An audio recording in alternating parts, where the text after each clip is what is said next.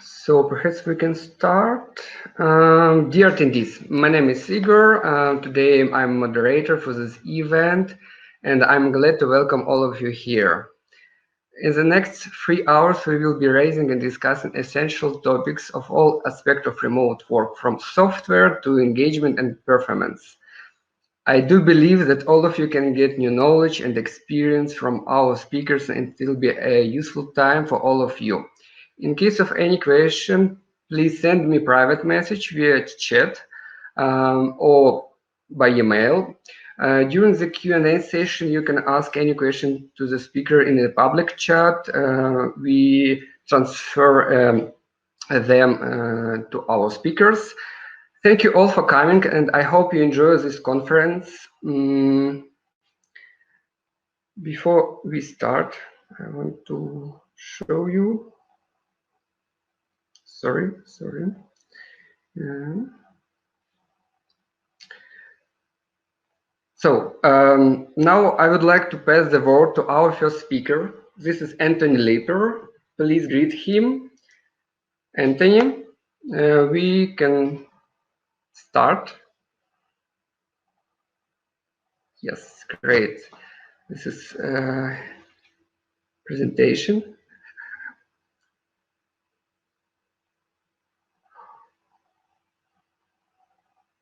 Self-made. So, Anthony, we can't hear you, unfortunately. If you, in case of any technical problems, just yes, great. So, excellent. Thank you very much, Igor. I don't know how many of you can relate to this diagram, but I asked one of my children over the last week or so to draw me a funny picture of what they thought it was like working at home with Daddy. And for those who haven't worked it out, Humbug is my dog. She's an old English sheepdog, weighs about 40 kilograms. And my son drew this diagram of an impression of her grabbing the mains lead of the laptop, pulling it out and running away, whilst my speaker phone was shouting, "Anthony, where are you?" And so I hope that brings a little bit of chuckle to you. I thought the diagram was well worth sharing, as I think it epitomizes a lot of what we face today. So my name is Antti Lipa.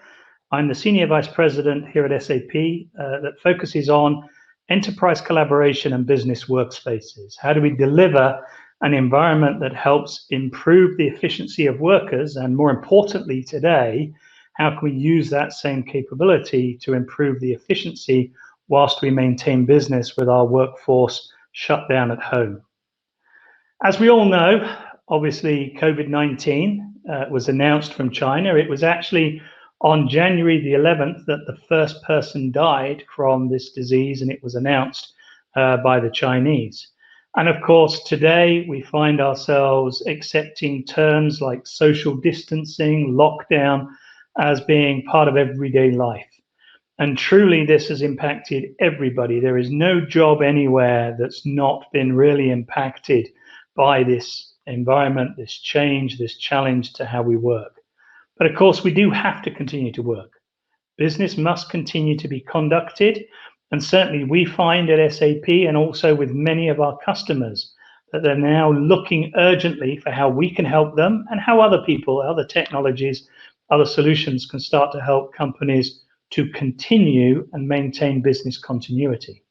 I'm going to tell you some real examples as we go through today. So look, let's not forget this is a human tragedy, right? But it is also impacting on a massive scale the global economy. And it's interesting to see, no matter how much we knew that, since SARS and other types of viruses like this, that it was likely to happen again, companies have not really become prepared enough for when this happened. Whether that comes down to relationships across supply chains, which can't be maintained, now that we're not able to have those everyday types of interactions that we've had in the past, or whether it's actually that we don't know what to do with the workforce when they're suddenly disconnected from being in an office environment. So, of course, the workplace impact is putting a strain on everybody. We have to try and create environments that are productive, but they're also secure. And effective collaboration, and I'm not just talking about, being able to have a Facebook conversation, but how do you actually effectively collaborate around work when people can no longer meet face to face? But companies need this, and it's going to be essential to create these ideas in order to enable staff to be motivated and focused whilst they remain disconnected. But we also have to recognize that many of our workers are also faced with additional responsibilities. Just like I am with my children, I have to be the chief education officer. I've got to think of the family supply chain. How are we going to keep the food and the various materials and items coming in? I'd like to think I'm a head chef, but actually I do divest a lot of that to my wife. But I am dealing with logistics. I am trying to arrange entertainment. I am having to make sure that the children and my mother-in-law and my daughter, that they're all getting the right information at the right time. Plus, I've got to keep the budget balanced and make sure that everybody, including myself, maintains a healthy and balanced lifestyle and habit. So we face all of this, and then our companies start to provide a myriad of tools that we can use in order to maintain business and try to keep working. Things like Teams, Slack, Zoom, the current technology we're using for web conferencing. There are many of them. I probably in an average week have to use 5 different web conferencing tools. But one of the biggest challenges I find now is on average, I'm working 14 to 16 hour days every single day, because I'm now in a situation where everything has to be done now via a web conference call. And therefore, I'm having to make allowances to be able to continue doing calls into the night. The latest I've done is 11 p.m. my time, and the earliest I've done is 3 a.m. And it's not sustainable. And we've seemed to have turned to the only answer to this business challenge to being these types of instant interruption tools. And of course, it doesn't solve the challenge of being able to effectively engage. It doesn't solve the challenge of being able to enable people to create that sensible balance between their working times and their business times and be able to continue a collaborative manner on an ongoing basis around the clock. As you can see, there's also, concerns around things like the challenges of security, the challenges of bandwidth. I wonder how many people are sitting for this conference call, in a pair of casual attire that they potentially wouldn't use in a normal office environment. And that's not wrong, by the way. We have to balance how people have to work and stuff. The only challenge I've sometimes found is that I get on a call without realizing that it's actually a call to do with, face-to-face type interaction, and I've forgotten to shave or something. So I feel a little bit embarrassed. So again, this invasion into personal life doesn't solve all the challenges. And then the other thing is about noise, right? I mean, transparent communication and engagement requires tools that drive focus, but it needs to be focus that we can manage the interruption. You don't enjoy people, or you didn't enjoy in your previous working environments, people just coming in and disturbing you when you're in full flow. That's not to say that when you get up and go to the coffee corner, that ability to converse with people and create quick ideas or solve quick challenges is not valuable. But also the fact that these interrupts are actually, the things that people desire. People actually get addicted to them, but they're not productive. It means that I am unable to focus and finish a task because I'm being interrupted. And part of that is because the tools that typically people are using, Teams, Slack, Zoom, those type of tools, is their instant interruption type environments. And it makes it very hard to manage the workload. So we at SAP use our own software, and that software helps us manage a lot of these different channels of information, a lot of these different business priorities, how we engage and focus people to actually execute. And many of our customers are looking for similar things, tools that they can use for one-to-many type communications, but bi-directional, so that people can comment back and interact. At the same time, they can empower those employees to actually do stuff themselves, create business areas that can drive focus and execution, but doesn't require IT or technologists to engage in order to solve it. They're also looking for an environment that doesn't just allow you to chat, but actually comes complete with tools that can drive business functionality. And this needs to be possible to drive it under the framework that it doesn't expect people to be in the same room, doesn't expect people to be able to converse at the same time all the time. And then finally, we have a number of our customers who are also looking to use these types of frameworks. If you're able to have a clear, concise communication with your employees, why not share some of that with your customers as well? So that your customers feel that they're part of the ecosystem and they are of interest to you as we go through these challenging times, because you're sharing the right types of information with them to keep them actively engaged and interested in your business. So the product we use is a product called SAP Jam, and here's just a couple of examples of what's possible. The two screens on the right-hand side that I'm sharing with you show examples of a crisis emergency situation room. These are templates that we can create, and these templates allow us to provide the information in a way that is necessary to achieve an outcome from that particular group. If you think about emergency situation room, it's about passing on information very quickly. It's about checking whether key resources, key people are safe. It's about maybe sharing some core information around how to protect oneself while, in this instance, it was around a hurricane, whilst a hurricane or something is coming by. And of course, when it's gone past, how do you get the store back up and running afterwards and business back on a good footing? And the example on the side is a distribution manager's dashboard, which is more about in a crisis situation. And we can think about the hundreds of healthcare organizations around the globe today that are struggling to get materials. How can you put that in a situation where your supply network can collaborate with you directly in order to fill the gaps? Sharing with them live information from your company warehousing systems, so that you're able to focus as a group on the actual challenges of the supply chain at that point in time.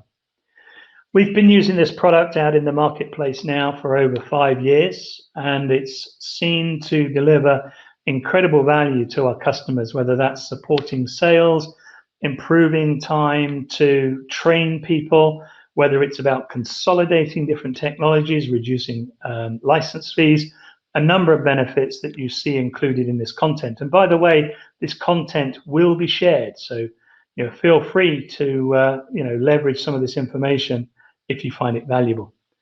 What I wanted to do was to bring it down to real earth now. Let's talk about where this is being used today.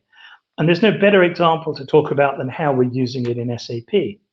Soon as we realized that the virus was taking hold and it was going to have a material impact, the organization, within a matter of hours, spun up what we call these jam pages, these jam environments. So this was a modification of the homepage. It didn't require IT. It was set up quickly by our communications people. And at that point, we were allowed to create core areas where, first of all, we could globally give employees a voice.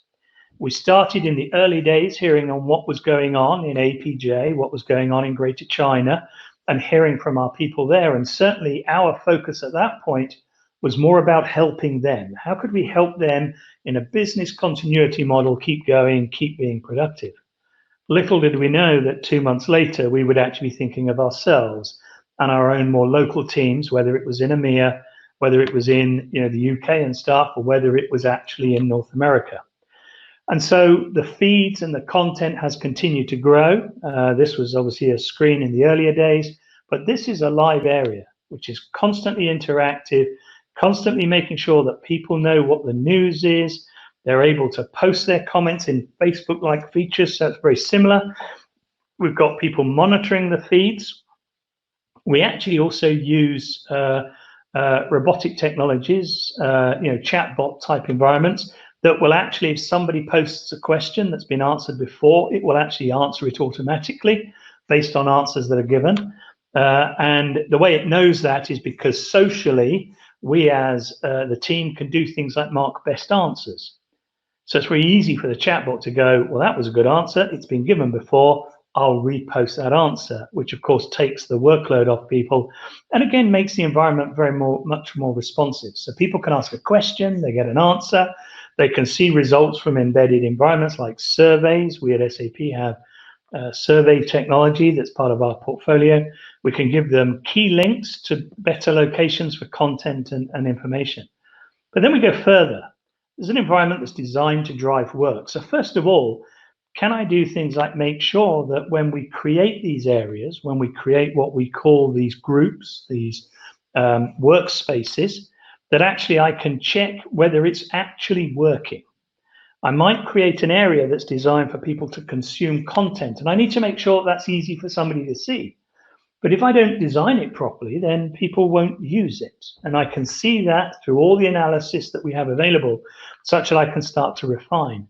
I can also look at content that's becoming more consumed.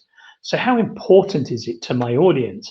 And that may either drive me to add additional content that I can deduce is going to be valuable, or I can actually, start to hide some of the less favorable content so as to make the site cleaner. So the things that people are reading is more readily available. And so we can start to see what's happening with the subscribers. Are they growing? Are they going away? Because one of the things we want to make sure is that any space we create, any environment we create is seen as being valuable. It's delivering value to our intended audience, and it's driving some sort of progress out in the field. The other thing we can do there, we've got all the notification environments. So they get bells, they get alerts, and they can decide whether from those notifications they get a email into their inbox on a regular basis, whether that's daily, weekly, monthly, hourly, depending on how important the group area is that they've created. We also make sure that it's very easy for group members to be able to add their own content, and that's up to me. When I create a group area, it's instantly created, but it's up to me to decide who can come into it. Is it public? Is it private? And based on all those decisions, then I can decide whether people can contribute their own content. If we think about in today's environment, in today's challenges, just having your team members provide you a weekly update, but that they can do it over video directly from within the product. They don't have to find another technology, another tool, or they do it within just a write-up. But being able to do that directly in the tool starts to create a connectivity. And I, as a leader, can also send out a video very quickly to my team or my project group or whatever it is, in order to make sure that we still feel connected in this challenging environment. And they can watch the video in their timeline at their convenience, and then they can respond. The other thing we do is make it very easy for people to do mobile. It's a QR code, and if you link on the QR code, it would then actually invite you into this group, and you would be able to go and execute, presuming that you've got the right security and the right privileges. But I talked about tools for productivity. If you think about the things that we used to do in the office, we used to get together and used to make decisions. We used to ask people's opinions. We used to get into a group and we used to prioritize those things that were positive and those things that were negative, pro-con as we would call it. We used to rank things. We used to do comparisons. We might do things like plan together an agenda of an event or a call. We might assign activities to each other. We might want to create a timeline, things that we need to get done over a particular period. And then there are all those typical types of things that one does within the social environment, whether it's blog writing, whether it's things like wikis and so on, posting of multimedia and content. All of those things are available out of the box in the product. And so it enables our audience, and certainly within SAP, to, when they create an environment, to say, I'm looking for a decision to be made. These are the challenges we are facing. These are the conditions around this. I've ranked what I think are the things in the right order right now, but I'd love to see your opinion. And then people can collaborate in these tools and in these environments. So I talk about business areas. So here's one example. This is the Global Health and Wellbeing team. They've created this team room, this group, and this area is being used. It can be laid out in whatever layout they want in order to make sure that everybody is able to see the latest, greatest comments, news, best ideas that we can share around being remote and then working effectively within SAP. The other thing I talk about is being able to collaborate around business information. This whole environment was built originally to make sure that we bring the power of working in a collaborative, disconnected manner alongside the business data that gets things done. It's great to be able to say that I can have a conversation around, orders that are stuck or deals that we're going to have to park with our customers, but I don't want to go somewhere, find that, and then have to come back to collaborate. I want that all in the same environment where I can click on any of these, I can see the detail, and then I can start to write comments, engage those people recommended to solve a problem, deal with a challenge. There are recommendation engines across the footprint of this tool to make sure that I'm seeing the best content that people are looking at right now. I'm getting access to the best experts that can solve a problem for me right now. And I'm being recommended to join conversations and things where I am known to be able to add value and move the discussion forwards. So finally, I talked about when I introduced the challenges that companies are facing, there's also this situation of, okay, if I can have these conversations and I can have these interactions, can I also extend the conversation directly to my customer? And we do this in SAP. We have built-in templates, and these are all templates. Every one of these discussion groups is based on a template, and then it's easy to change. We have a series of templates that we create across our business for all the types of interactions and product suites that we sell, so that an individual anywhere across the company can say, I'd like to have a discussion and an engagement with a customer to deal with implementing a solution or to deal with selling a particular answer to a business challenge. And they pick the template, and at the point they pick the template, all the latest content comes in for free. They're recommended other people to include in the group, but all the content is pre-populated, meaning that they don't have to root around for the latest security papers or the latest product documentation or the latest how-to guides. It comes in an immediate manner. And then they just invite their customer into the discussion. Over time, it's really valuable because we can actually see then how engaged the customer is. Are they looking at this content? Are they interacting with it? Are they asking questions? And if not, then we need to work out why. We can have further discussions, and it's changed the way we interact with our customers. Now, we were doing this before COVID-19 was released, but I will tell you that since COVID-19 has come and these lockdown and social distancing ways of working become reality, this has become all the more important. This is how we are maintaining business continuity with those customers that we have these relationships with. And we find where we haven't got these types of engagement rooms set up, we're struggling to maintain that continuity of conversation and engagement with the customer. So just to give you a few of the stats, we have about 126,000 employees and contractors using this tool, but then we also have customers who are using it with 10, 20, 30 people. It scales, and obviously it works from low to large businesses.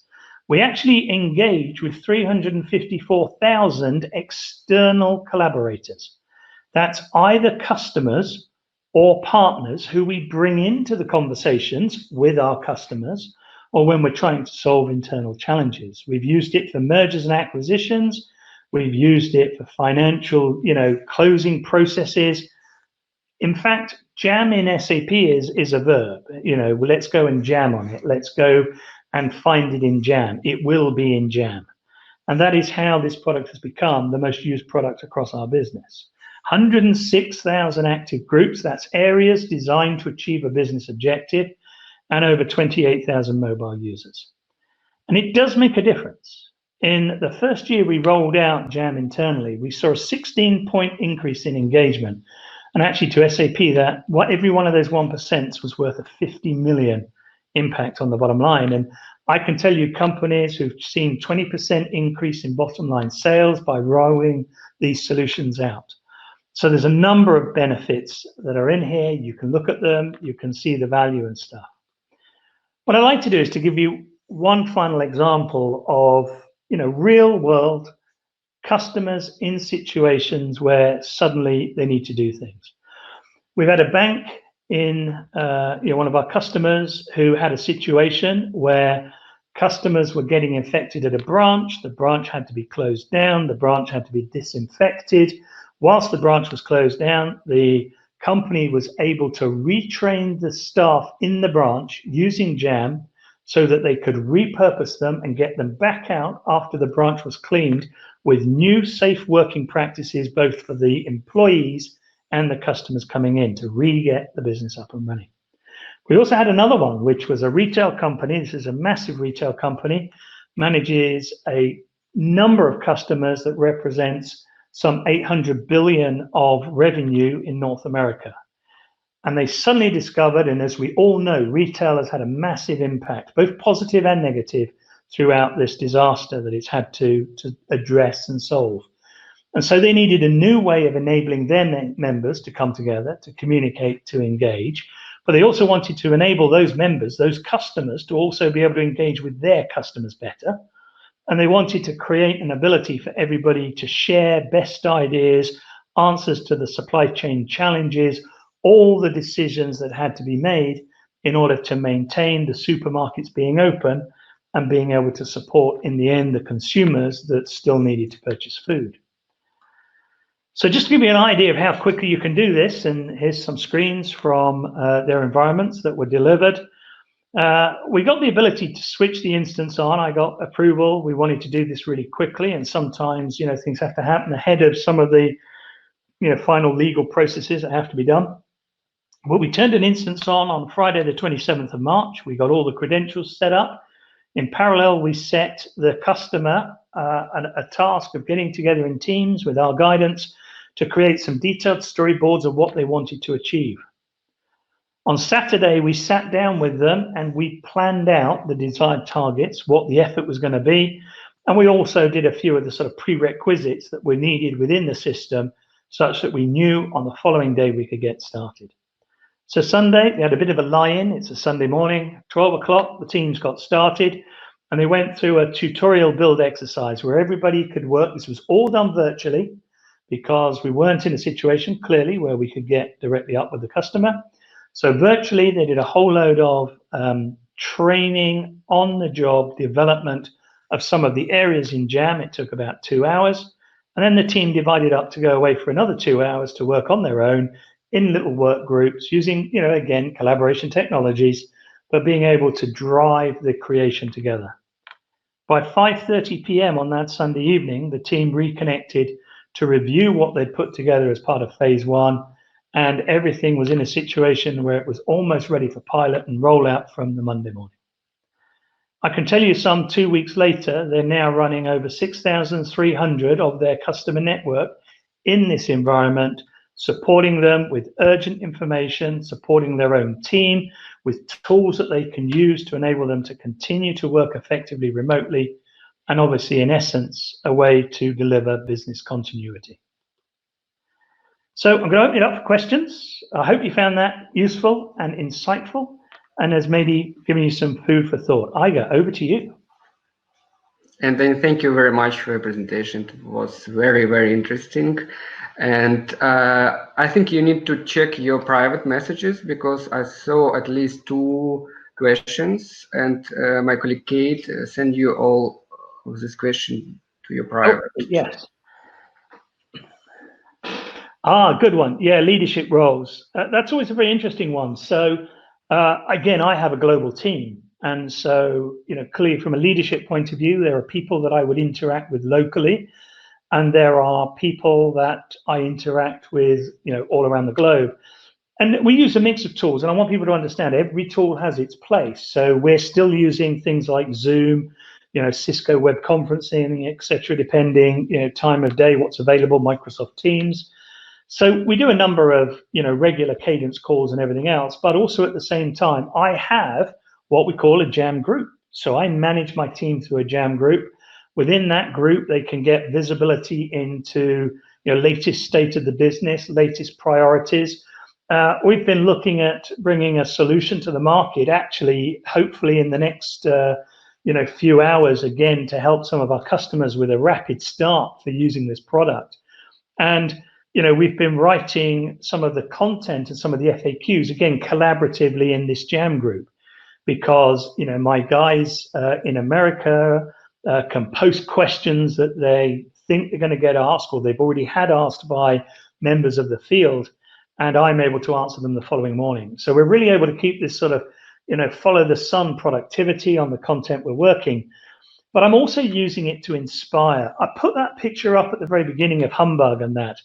But I also feel in today's environment, just putting up some things that are personal, some things that are really, really exciting to sort of help people think, beyond just the working model, because, they do miss that chat at the water cooler on what went on at the weekend. So I'm also using my Jam group to post what I'm doing at the weekend to keep the family and the children and everybody happy, taking a little bit of a license of not just keeping it as a work environment, but keeping it as a health and well-being and a great mental state of mind. Another thing I'm doing, by the way, just so people know, we do a virtual coffee morning and afternoon tea session about once every 3 weeks, where, live, we're sitting, drinking a cup of tea, having a slice of cake here in the UK, whilst our colleagues are having a donut and a coffee or some healthy breakfast in the US. It's about making them still feel connected. So we're using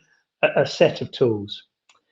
Is SAP still hiring in these challenging days? I'm wondering how SAP deals with onboarding. Again, a great one. We use this product as part of onboarding. In fact, what it has is tools in it to say, I'm new to the company, I need to onboard, and it sort of reaches out to you on day one.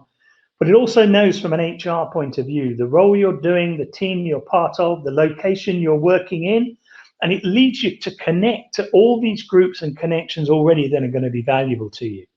So it starts to lead you in a comforting way into that onboarding process. We are still onboarding. Our university program of bringing in interns is ongoing. And Jam forms a part of not only driving learning and education, because we can get students to do knowledge checks by posting their own video very quickly of how they would talk about a product, but we can also use it for our lecturers and stuff to provide the enablement content, and then also look at the feeds, the feedback, the reactions as that training is taken on board. Looking at different sources of corporate knowledge, thinking of Jam, wikis, chat, blogs, knowledge, do you have any suggestions on how to facilitate handling duplicate content and discrepancies between sources and ensure low maintenance of knowledge? There's a couple of bits that we do have. Again, within the product, you can think of all sorts of different ways you want to roll it out. First of all, right at an admin level, you can decide that anything that ever gets posted has to be validated, right? And somebody has to go in there and approve what's happening. You can also decide if I create a group. So I might create a group which is around, key priorities of the time. And we have a strategy group, for example, run by our board members. So that group, I cannot post any content into. I cannot touch the content, and I cannot download the content. It can be prevented from being downloaded. We have all those tools in there to manage content. If I then want to say something, I can add my own feed and input into, just like Facebook, write a post, like a tweet or something. It's effectively it's just a comment, and I can post those up. I can rank what I think and so on and get into discussion. But I can't change the content. That content is managed. The last thing is Jam itself has inbuilt versioning. So what's really quite useful is if I do open it up to a team, and there's a team that might take a piece of content and they might make a change to it and stuff, and they might upload it. If I suddenly find that the content's been destroyed, or the content, there's a couple of things that were removed that I didn't feel should be removed, the automatic versioning means I can go back and I can revert back to a version. So all of that sort of very effective ability is there to manage some of that content. You can't ever stop somebody duplicating, right? People, if you've allowed them to upload, they could upload the same content. But we actually also solved that by doing what we call mirroring. So you can imagine this is a massive product aimed at business to do this in a very efficient manner. So one of the other things we have is mirroring. So if I see a piece of content that I think is really valuable and I want to share it in another group, I can just mirror it to that group as long as I'm allowed, as long as I've got the privilege. If somebody said it can't be mirrored, then I can't. If they've said it can be mirrored by people in the company, then I can mirror that content into my group, which gives me one advantage. It will always be the latest version. And for the owner, it creates a ability to say, please don't download and upload this in another area. Feel free to mirror it into your areas and I'll keep it up to date. What are you doing to reduce the number of video conferences and the long hours at the moment, personally and with your team? Gee, that's a hard one. Says a man who just sent out an email this morning saying things should be easier than this. Look, we're all having to get used to this challenging time. And I don't think any of us have a silver bullet. But what I actually decided to do on Monday, because I was finding myself working intolerable hours, is and a lot of these hours are happening in the evening. I will not finish tonight until 7:30 p.m. in the UK. And I have 2 foster children who will be going to bed before then. So it's really tough on the children. So I've now started during the day to put in hours that are for family time. I'm still working, 10, 11 hours a day, but I'm making sure that there's time to spend time with the children, the family, those people that need interaction with me beyond my business. And then from the video conference calls, we are trying to push more and more of the stuff that doesn't have to be a live conversation into things like the Jam environment, because I can ask people via tasks, via a timeline, via things like to-dos, the prioritization tools and things to actually get something done. Because I'm not just asking them to have a conversation, I'm asking them to collaboratively do a business process to achieve an outcome. I need to know which one of these choices to take. So using the tool, it helps me manage the video conferences. I am honest with everybody that I don't think the number gets any less because it is a sign of our times. The last thing I will say is I also now video conference with my mother and my father. I also video conference with my autistic son, who is safe in a home, but is able to use an iPad with his carers to talk to us a couple of times a week. It has its good points. I think we're all aware of the down points. It is still a management challenge for me, but I'm working on it. And I want to be honest with you, I don't have a magic bullet for all of it today. I think I've done them all, Iga. Thank you very much. Thank you very much. Anyway, if anybody still has questions, please send directly to Anthony these questions via private chats. And thank you. So and we just maybe take 1 minute break to prepare next speaker.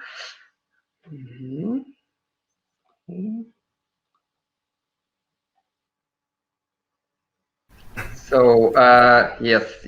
So I'd like to introduce our next speaker. It's Peter Jovanovic. So your word, please, if you're okay. ready. Hi. Can you hear me? Yes. Perfect. Great. Should I share the presentation or you can upload it, or should I start it through slides here? You can start. Absolutely on you. Perfect. So wait a second. Sure. Yep. Great. Perfect. So hello to everyone. Thank you, Anthony, for this insightful presentation. We are all able to see.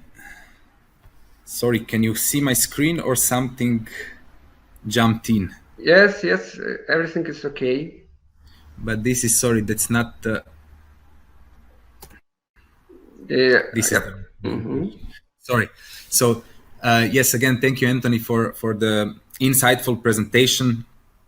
I'm really happy that you really raised the point on the human factor of this situation, and also how technology really helps humans in dealing with this situation.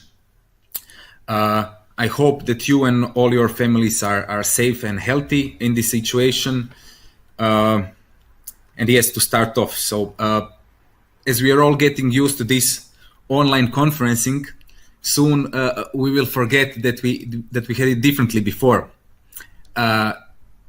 I know it would be nicer to have you all in one conference room where it would be easier for me to transfer the idea and the emotions in live, but welcome to the digital age.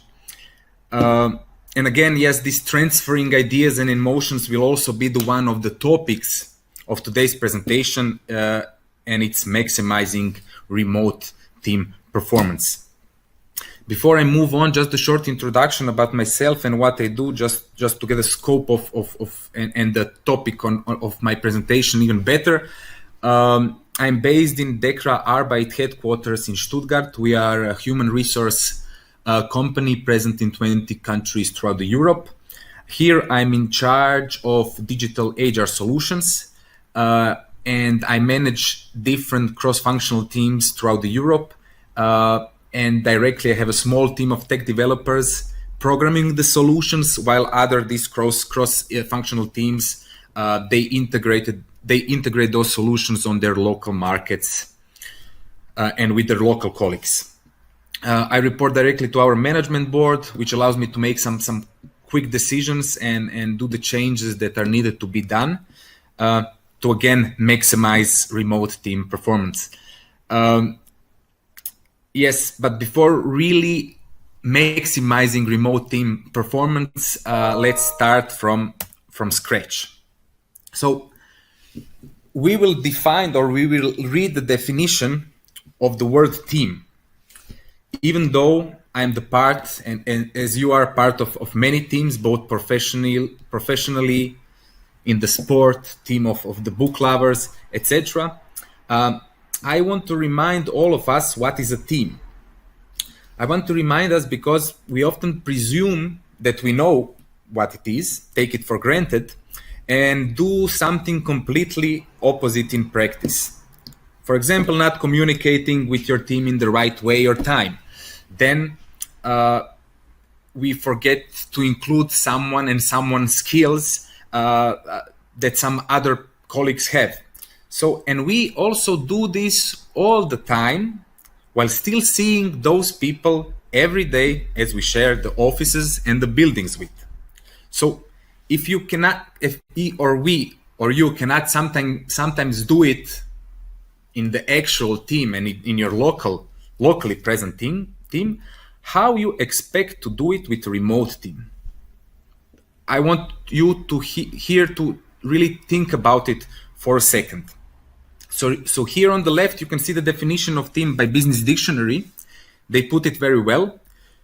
You can read it. What I did here, I just bolded a couple of words, and because I want to eventually find some patterns while defining a remote team on the next slide.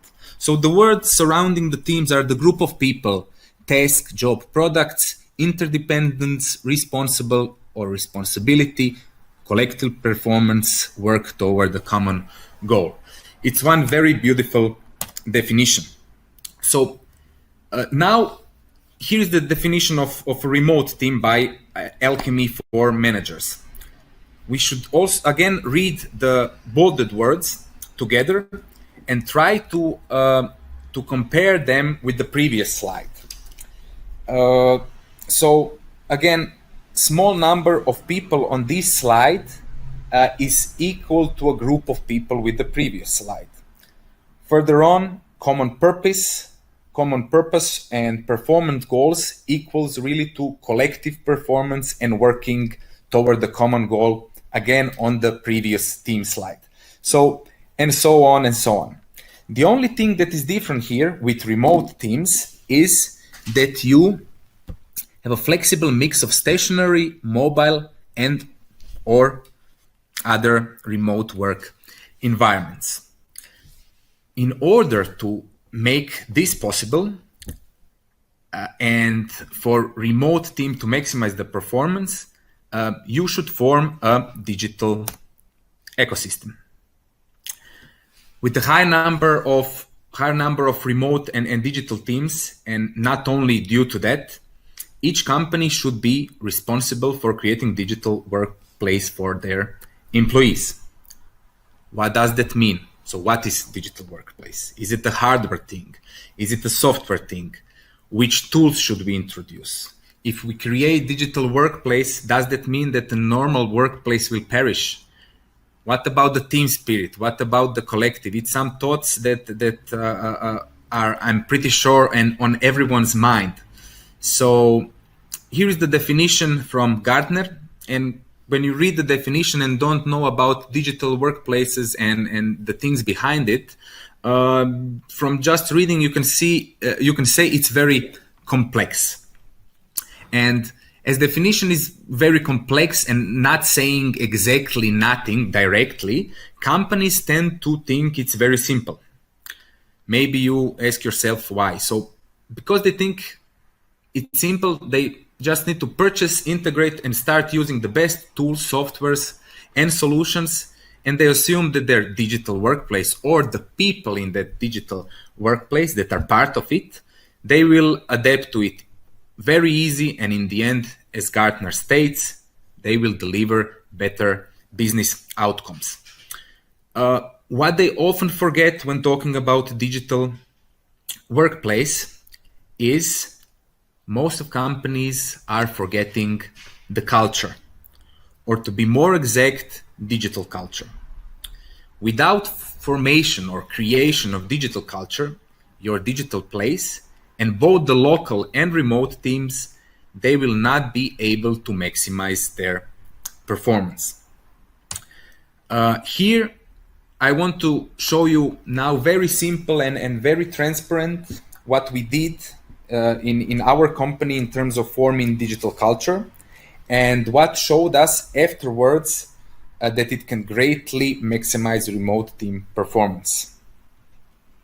We formed, so this was even, before this pandemic. So I know that the topic today is like how technologies can help companies operate during a pandemic outbreak, but we integrated even before, and the things that we were doing then, we are doing it now. So we can say that we somehow we're getting ready for some similar things like this. So here again, to come back to this concept, we formed 4 C's: communicate, collaborate, coordinate, and create. You ask why 4 C's? So, well, first of all, because it's easy to remember, and the people really like those short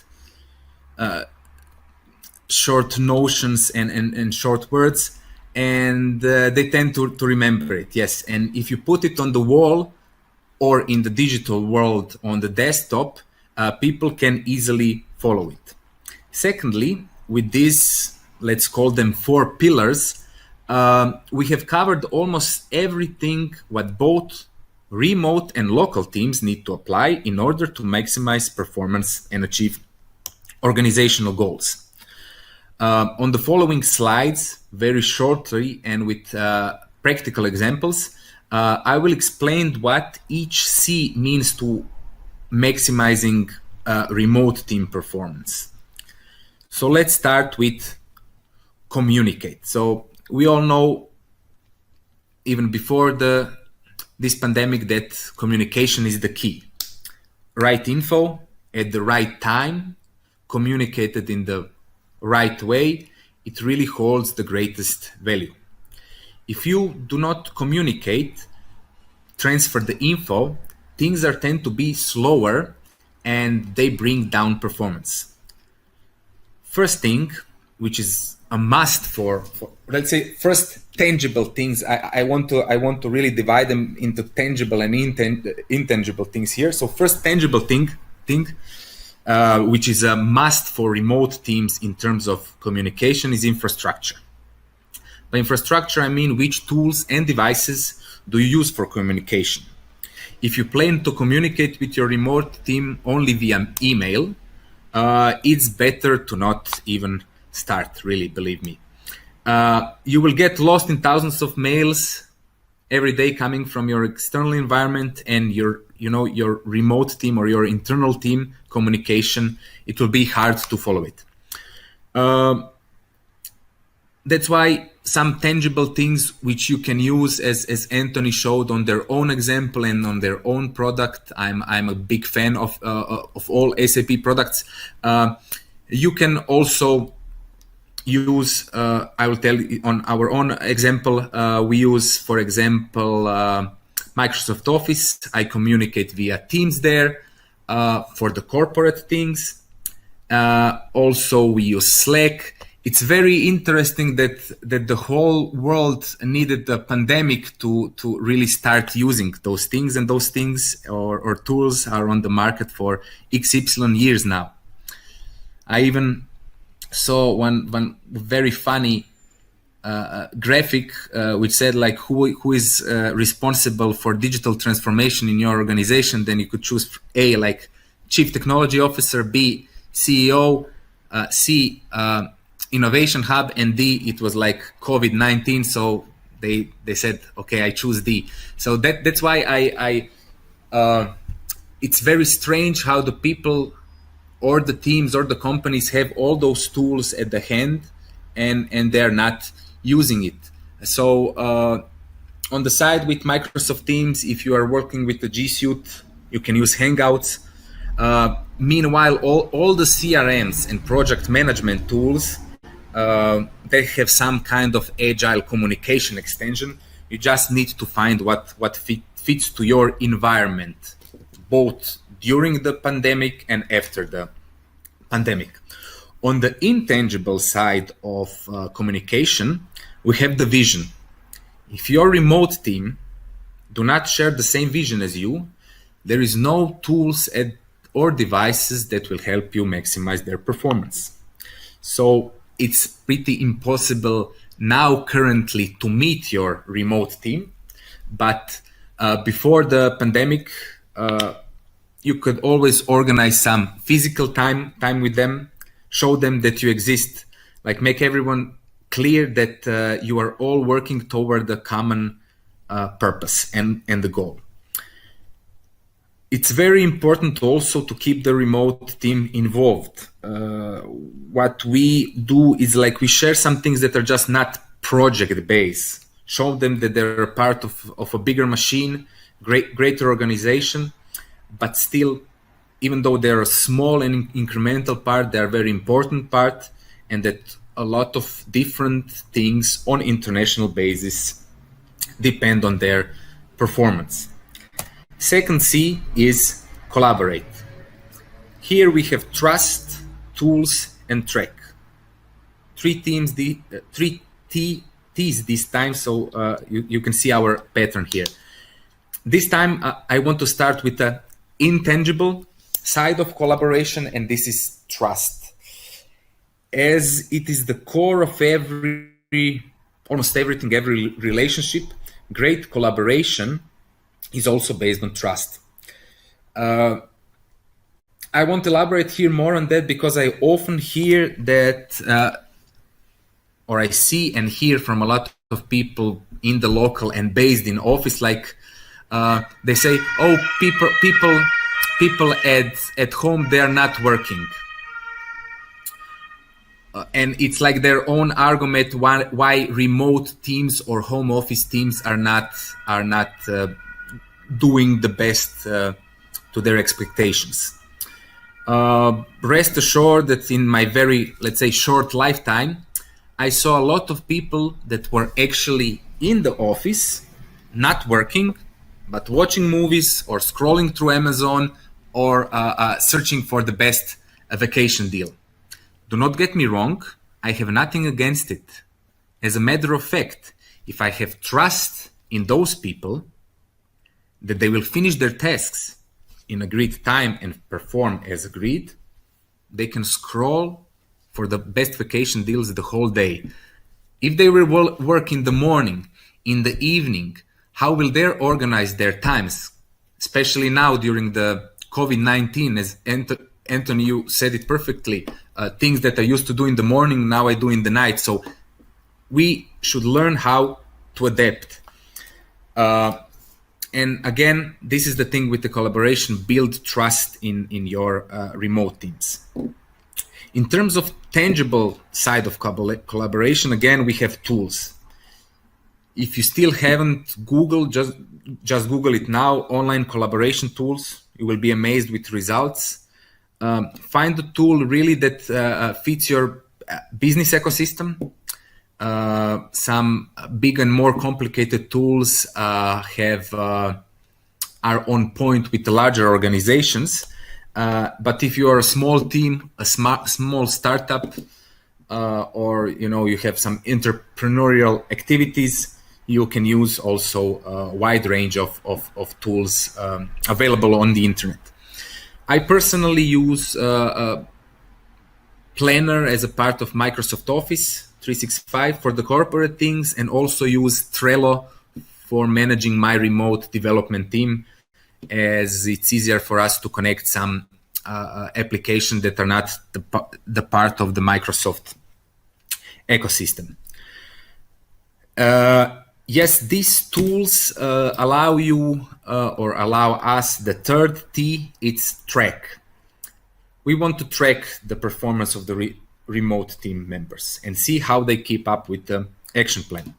Tracking is also a source of motivation, because then each remote team member see that his or her input is needed at the exact time for the right purpose. Tracking collaboration again through these tools is allowing us to better plan for our future projects, and thus again maximizing performance. Coordinating remote teams. Do you see now my presentation, or it's someone else's again? Leading in sleepers, that's not my slide, so maybe we can. Someone jumped in, so let's get back here. So coordinating remote team activities, people and management expectation is the third C in our ecosystem. When it comes to remote teams, be sure not to overmanage. What we mean by that, managing now remote teams, also during this pandemic, we tend to slow performance with making a lot of these pit stops just in order for us to feel like we are in control. So that's the part where you should leave some space, and here we mean space for mistakes, because this is how we will learn and improve. But again, be sure to note the mistakes, communicate it with the remote team, and coordinate it timely. So for the next projects we should be sure really to minimize those things and not to jeopardize remote team performance. Coordinating management expectations, this is a part of this report thing, is done through very short and effective reports. So we can all act in time if there is a strategic shift in the company, and the remote team is also the one that should adapt. It happens very often, especially now in this agile and fast-changing environments, that the management just shift the perspective, which requires quick adoption from your remote teams. And coordinating these shifts will surely help you to maximize remote team performance. The last C is create. Each company, each team, either local or remote, have one goal, and this is to create something. Whether it is a product, solution, paper, or initiative, our performance and the performance of the team is being measured with how fast, good, effective we can create something. When managing remote teams, you want to do it in agile way. So under this create pillar, we introduce in our company some agile methods like Agile Scrum, Kanban, but in most of the cases, this is just my line of work and my team's line of work, we use design thinking, which really provides us with different perspective when we approach the projects. So we all decide what fits us the best as collective. While managing remote teams, also remember to celebrate small successes.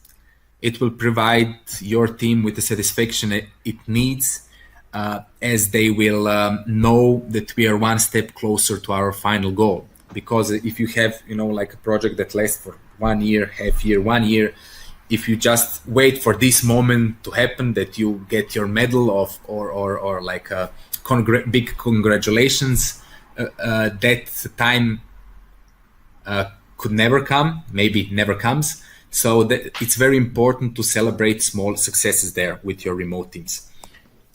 And improve as the last point here, improving, first of all, our internal processes, our products and services for the buyer community. We make sure that our remote teams know that the things that they do will have the impact on that level. Currently, I have around 20 people sitting on 15 different locations in Europe, and especially now they are working from their homes. Someone is working from the basement. I'm currently in the office, to be honest. But again, make it really clear that wherever they are, their impact will be seen on the international level, and it's for the good of the rest of the company. So this was just one very quick and short overview how these 4 C's helped us to form digital culture. This digital culture is then backing up the digital ecosystem, allowing us to maximize remote team performance before Outbreak and now currently during the Outbreak. Also helped a lot and made us really react faster to the business challenges that have arisen from this pandemic outbreak. To wrap it up, maybe a couple of points which will help you maximize remote team performance on the micro level. Step 1 is, like, first of all, onboard the team. It can be one-to project pager. It can be a short video. You can even record it on the Loom, not Zoom. There is another tool called Loom, and explain everything about the project goals and the KPIs. One very important thing which we introduced, we later post those onboarding things on the team board for your remote team not to lose focus. So every day when they open their digital ecosystem, they see the complete, so what's the idea, what's the goal, and etc. In step 2, define the roles and responsibilities, make it clear who is here for what, and explain inside your remote team and to your remote team members how the work of team member 1 is affecting the work of team member 2 and vice versa. So no matter where they sit, they will have that feeling that really their work is affecting the work of other people. Step 3 is the feedback. Ask your remote team members for feedback regularly. Not only the feedback and also the experience and views on teamwork dynamics. Remember, again, we want here to maximize remote team performance, if not on these projects, then maybe on the future projects, for sure on the future projects. And we come to step number 4, it's adapt. To maximize something, it also means to improve. To improve, it means you should adapt to new ways of doing business and managing your remote teams. It's important to be open to new tools and technologies that will allow you to do that, but always have your people and the company culture that moves those people on the top of your priorities.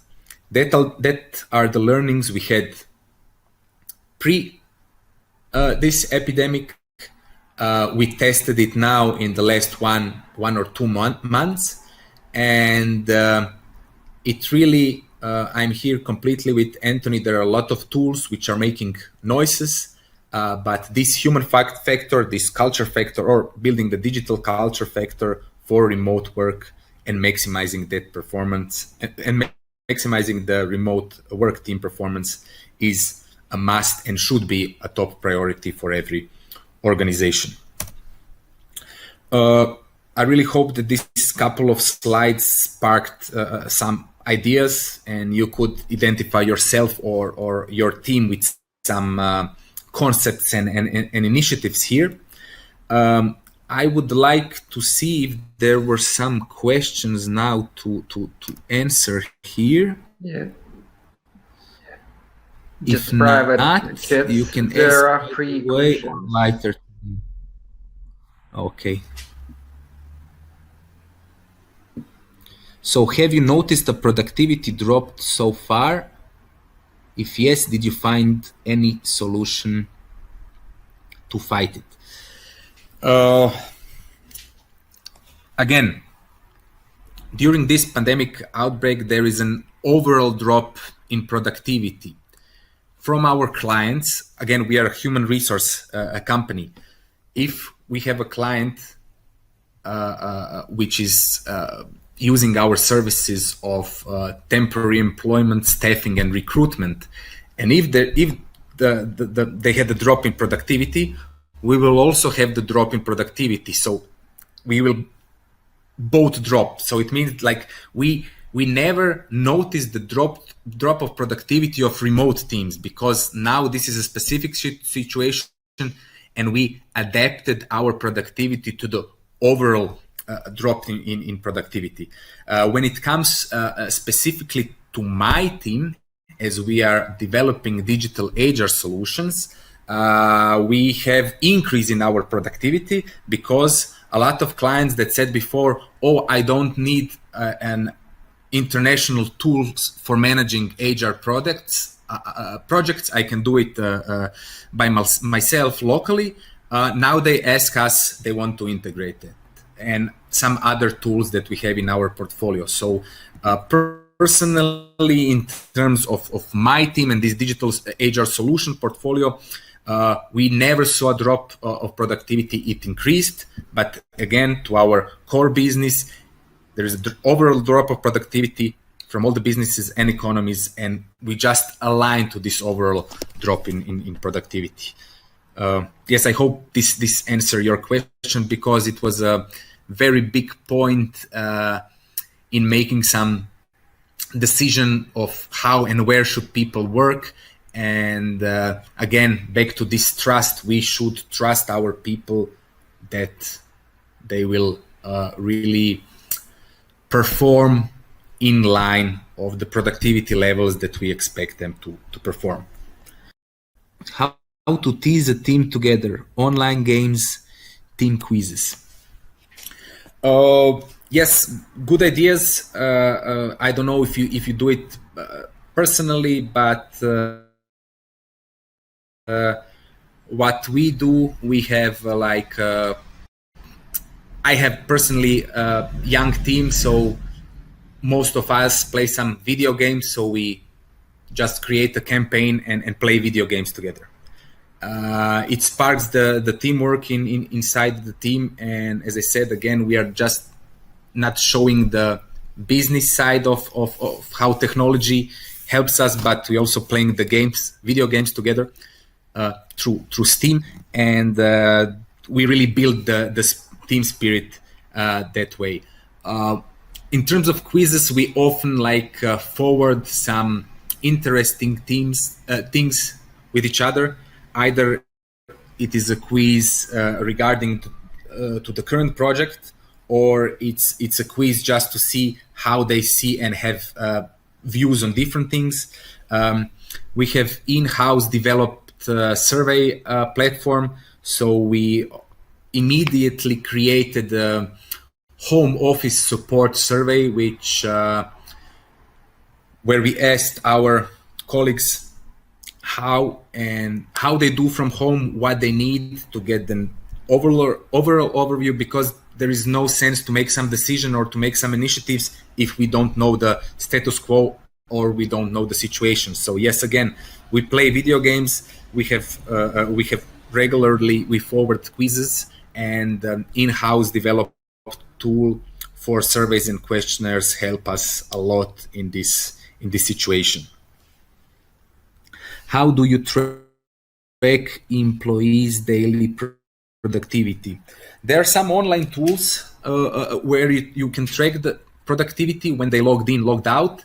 But again, personally, from my experience, I like to build remote teams on trust. And if someone is not online on Tuesday from 8 to 10 because he went to the doctor or have some things with his child, for me it's most important that he or she delivers in the desired time. How they will organize their times, I cannot control and I don't want to control. I expect from everyone that they organize themselves as they wanted to. And again, some people are more productive, some people are less productive. I need 5 minutes for something, someone else needs 2.5 minutes for something. So that's why it's very hard to track it. But again, there are online tools for tracking productivity, daily productivity, weekly. But from my side, I really like to base the relationship on trust and the deliveries. And if I see that the people deliver, I don't have problems with the daily productivity. Your personal preference, work from home or in the office? Why? So to be honest, I really had a deep conversation about this topic with older management members. They think that the work from office is the best work, and I told them then that if you have a bad employee or a bad worker, it doesn't matter where are they working from home or in the office. They are still bad workers and bad employees and bad colleagues and bad team members. And I said, okay, for me, I like the mix of both. As this pandemic outbreak started, and when there was a rule like staying home for a couple of days, I must admit, and I will admit it now very transparently, third day being at home, like Monday, Tuesday, Wednesday being at home, I started panicking, but not panicking as yelling. I just felt here like 20 ton of weight on my chest, because as Anthony said, if you work 10 to 12 hours in the office, you are surely working more from home. And as my wife told me on Tuesday or Wednesday, she told as we were eating dinner, she told me turn the laptop off, because I also don't have a huge home where I can have a special room for office. I set my home office in my living room, so I was eating here and working here. So as she said that, I just fix some things with myself, with my head, and currently I'm able to mix like few days in the office, few days at home, depending on the overall occupancy of the offices, because our first intention and goal is to have all the people safe and minimize the dangers that this virus can bring to other colleagues. So for me, I like to really do both, from home and from the office. I'm completely digitally onboarded. I have full stack of tools and devices with me, and I'm the one who controls it, when I will be reached and when I cannot be reached, and how fast I work or how slow I work. So that's the answer to your question. Peter, thank you very much for a great, useful presentation, for your answer. It was Thank you. wonderful. Thank you very much. And I'd like to take 2 minutes break to take a cup of coffee or tea. Please, 2 minutes break. And Thank you. Bye. bye bye. Peter, I hope Yes. we will see you at panel discussion too. Yes. I will be here. Great, great. So please, 2 minutes break and we can start. Just show you.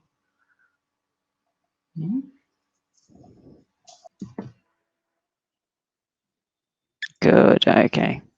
Well, thank you very much, everybody, and I look forward to talking to you today. As I said, there is a poll going on at the moment. If anybody would like to join that, the first question I'm interested in finding out from people is what is their biggest challenge. So you'll see in the chat there, go to menti.com and use the code 890157. You can do that directly on your phone or your browser, and we're starting to see some first answers coming up. My name's Jane Piper. I'm an organisational psychologist, which means that I look at the intersection between people and technology. So I'm interested in how they combine together. It's been great hearing Anthony and Peter talk today, because they've been talking about both the combination, especially Peter, about the combination of culture. It's not just about the tools. Obviously, the coronavirus times has been extremely challenging for everybody, and I titled the presentation Leading in Slippers. So I don't know how many of you are currently in your slippers, your house shoes while you're doing this, rather than normally you would be in a pair of good fancy shoes in the office. So I see that they're saying that they've got network problems. Okay. That's okay. That's okay. That's okay. No, okay. I got a message saying that you had network problems. Good. Well, everything's going well then.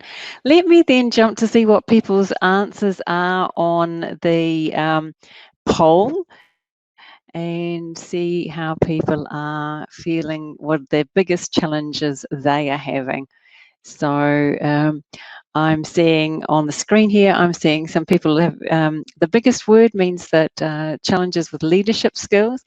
I guess that's somebody with too many emails, and both Anthony and Peter talked about over communication at this time, especially if you're not used to working with remote teams. The technology, keeping engaged and motivated, and the work culture. So some good thoughts there about what the challenge is. I'm going to jump back to the slides now and share with you a few ideas. Oh, it's a bit painful that you have to keep opening up the slides each time. All right, it opened up the wrong presentation again. That's a bit odd. Why does it do that? Let me open up the right presentation. Good. So what I want to say is that nobody has a playbook for this. Obviously, some companies were more prepared than others, but nobody has a playbook for what's happening under the coronavirus time. Nobody has a single answer. Now, obviously, there were some teams that were already working in remote ways. It's not new in itself. But what has happened is there are some teams that obviously have to move relatively suddenly into being remote, so that's new. But also what's new and is coming with it is the children being at home, huge high levels of anxiety about the health of your loved ones, of the economy, family members may be losing their jobs, or hopefully you're not losing their jobs, a lack of social contact, and social contact is one of the ways that we relieve our stress. And all in all, it's a lot more challenging times than just saying, you know, we're going to move remotely. You could plan it, you could phase it in, you had time to perhaps get people used to it. So it's more than just, let's take some tips on how we used to work remotely and see whether we can apply them in that at the moment. We can do that, but we need to make sure that we're also considering the other one, which is this double whammy, as I call it. It's the remote working plus the increased stress and anxiety. So what I'm seeing coming through on the poll is that there's a lot more issues about misunderstandings, dealing with difficult deadlines, and a lot of issues about concentrating and focusing at the moment. I'm going to jump on to the next question if people want to look at that while they're listening to the presentation, because I'm going to ask some of these questions here. And what changes have you experienced in your levels around stress and anxiety? So while you're looking at the next question there, I want to tell you a wee bit about some of the challenges that there are with remote working. Remote working often means detachment, and we heard some good examples when Peter was talking about how to avoid that detachment. But it's not just the detachment from physically being further away from people because you're not in the office, but it's also what they've called virtual distance. And I think there were two more things than just the physical distance that was mentioned. It's the operational distance. It's being further away from actually what's happening and understanding what's happening in a company. And it's also the affinity, the connection to the other people.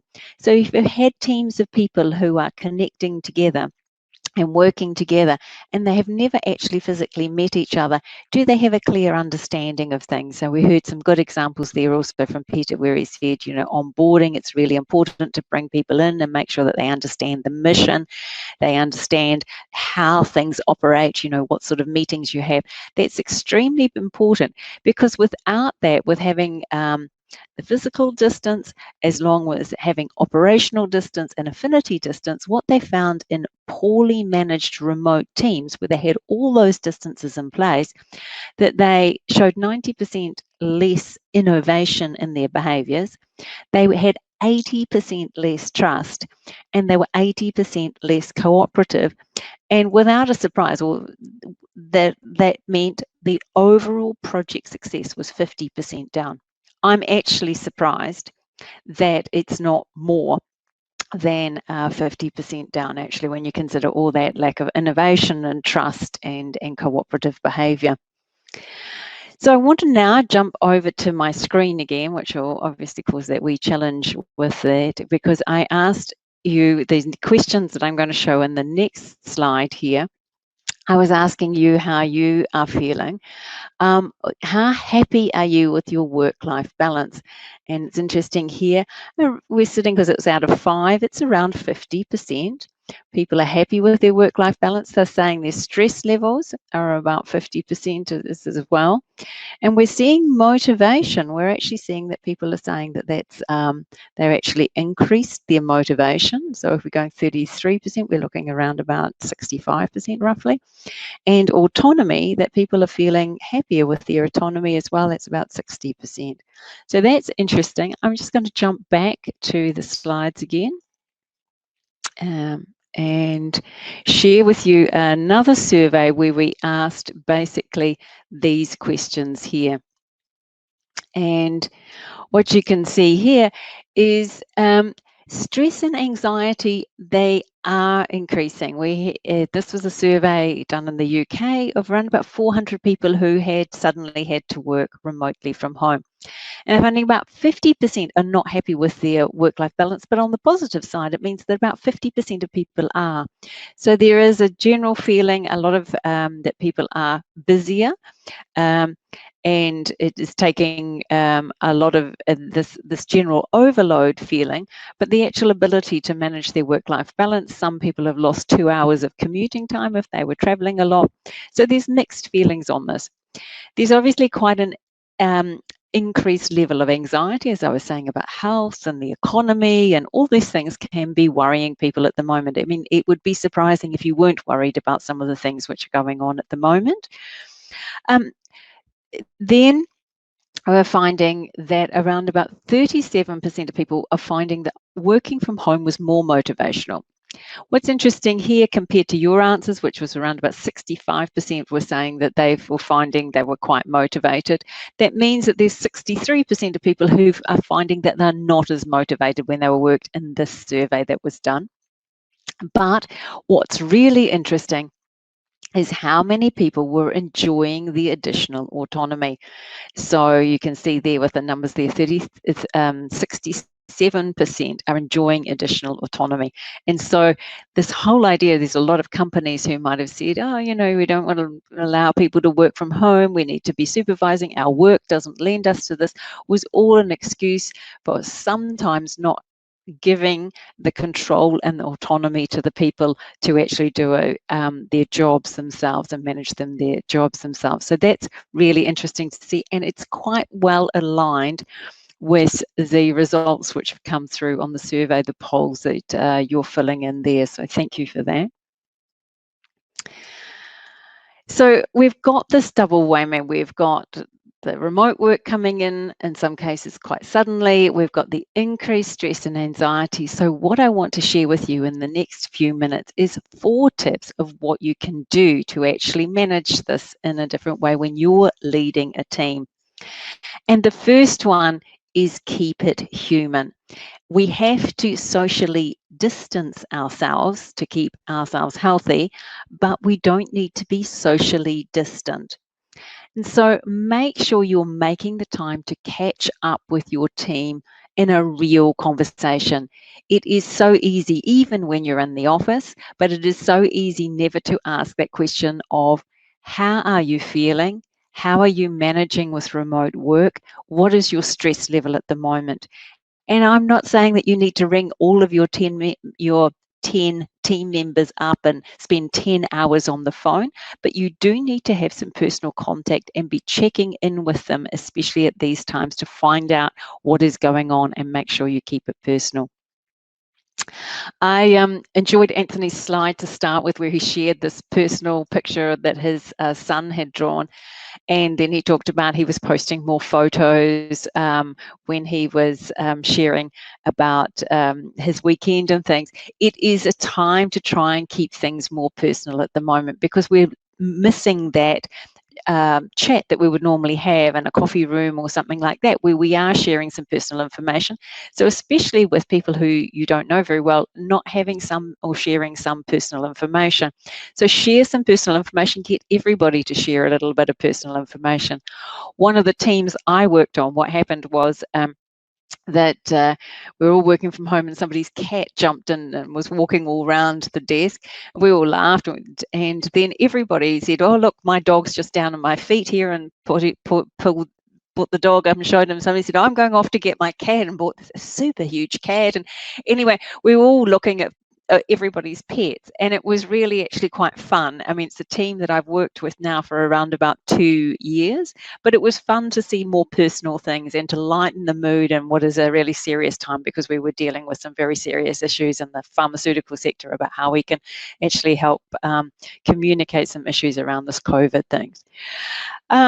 It's also really important to acknowledge efforts, because when you're delivering you might have the video on, but so often people don't have the video on because there's kids in the background, or their partner's also working behind them, whatever, and they don't see you smiling, going, hey, great job. You mean smile when you're in a face-to-face meeting, somebody would see it, but you don't see that, obviously. So you need to really be saying, hey, great job, or in the chat putting an emoji. So why don't you try it now? Put an emoji in about something, and just be sharing that, because otherwise, as many of you know, you just feel like you're presenting to a brick wall as I'm standing here, and you'll be doing that as well. So you really do need to be acknowledging people's efforts a lot more, and either verbally saying something or writing something in a chat or sending a follow-up message. And we've covered a lot today about trust. I mean, Peter talked a lot about that in the answer to his question. It's about the outcomes that people deliver, not the time they're putting in. And at the moment, when people have to homeschool children, they haven't got childcare for other things, you can't expect that they're sitting at a desk between the normal working hours like they would when they would have had childcare at home, or whatever they're trying to organise. I mean, we don't want everybody going to the supermarket in the 2 hours which are not working time either. That doesn't make sense, because it'll create more crowding and more spreading of the virus. So basically, it's about trusting that people will deliver the outcomes. What I want to talk about now is how we can acknowledge the stress and anxiety and work with this.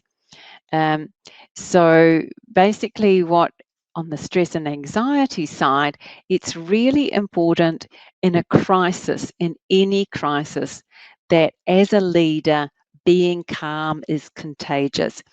I was listening to a talk the other day by Captain David Marquette, who's a retired captain of the Santa Fe and nuclear submarine. And of course, everybody, what's that got to do with doing business? But what was interesting in somebody who, is dealing with very much a crisis situation, a fire on a nuclear submarine, he was recalling that, is he said, being calm is the most important thing to keep the rest of people calm so that they follow what is required to be done, and how easily people pick up whether somebody is calm or not. Whether you are simply breathing at the normal rate and normal pace, people can see that on a video and they can hear that in your voice, whether you're sounding urgent. It's about staying calm and not being over optimistic. Oops, what happened there? Didn't quite mean to move there. And staying calm under pressure. It will transmit that calmness. It is contagious to your team members so that they keep focused and keep on working. And do watch out for those team members. You probably know them. There are certain people in the team. It's great to have them when you want to do a risk profile. They always are thinking of the negative. But look out for those people who go negative. Maybe it's a time to actually have a quick offline chat with them and say, this is not the time to be spreading lots of concerns and worries. Encourage empathy. A friend of mine was telling me that they shifted what was to be they have an annual retreat, a 2-day annual retreat. They just basically banged it straight online, and she had 2 days of sitting there on a video conference. And it was in the agenda last year when they'd been basically in a normal offsite. She had done some sort of funny ha-ha type wrap up at the end, and left so everybody could leave in a good mood. Well, she said online it hadn't quite worked, and so she said to her boss, look, I really don't feel in a particularly light-hearted, funny mood. I'm really down about my family. They were in Spain and they were right in the midst of the lockdown and hugely worried. And he said, oh, that's all right. I'll find somebody else to do the wrap up. Not, oh dear, how are you and how are you feeling and all these sorts of things. It was just, okay, I've solved the problem. I go and find somebody else. If there was ever a time to show empathy to people, it's the time is now. And so practice that empathy, all those things. It's not about getting work done at the moment. It may be more important to actually spend a little more time talking to people. And role model your self-care. I think Anthony also gave a great example of what's he doing in the weekend, but what are you doing? Show that you are trying to look after yourself as well. Get out there and get some exercise, or get some break from what's going on. You don't need to tell your entire life story, but showing and leading by example is a huge way we learn. So then the third tip, amp up your digital body language. So much of our communication goes digitally, and we don't even think about what I've called digital body language. But if you look at there on the right-hand side, you see, okay, 4 different ways. And one of them looks like it's really grumpy, the top one, okay, capital letters and big exclamation mark. And the one at the bottom is sort of cute and friendly. So you really have to think about how you are communicating when you are communicating more and more digitally. What are you saying? A full stop at the end of okay, like the second one there, could start meaning things to people. So be clear, be brief, but not so brief that people don't understand what you mean. And it's very easy, especially when we're busy, to just send these short messages and the people get the wrong impression and they're reading into it a lot more because there are no non-verbal cues. And the other one is to make sure that you are celebrating. So it's very easy, as I was saying, to miss a lot of what might be going on. Typically in an office, you might have celebrated somebody's birthday by having a card that everybody signed and a cake.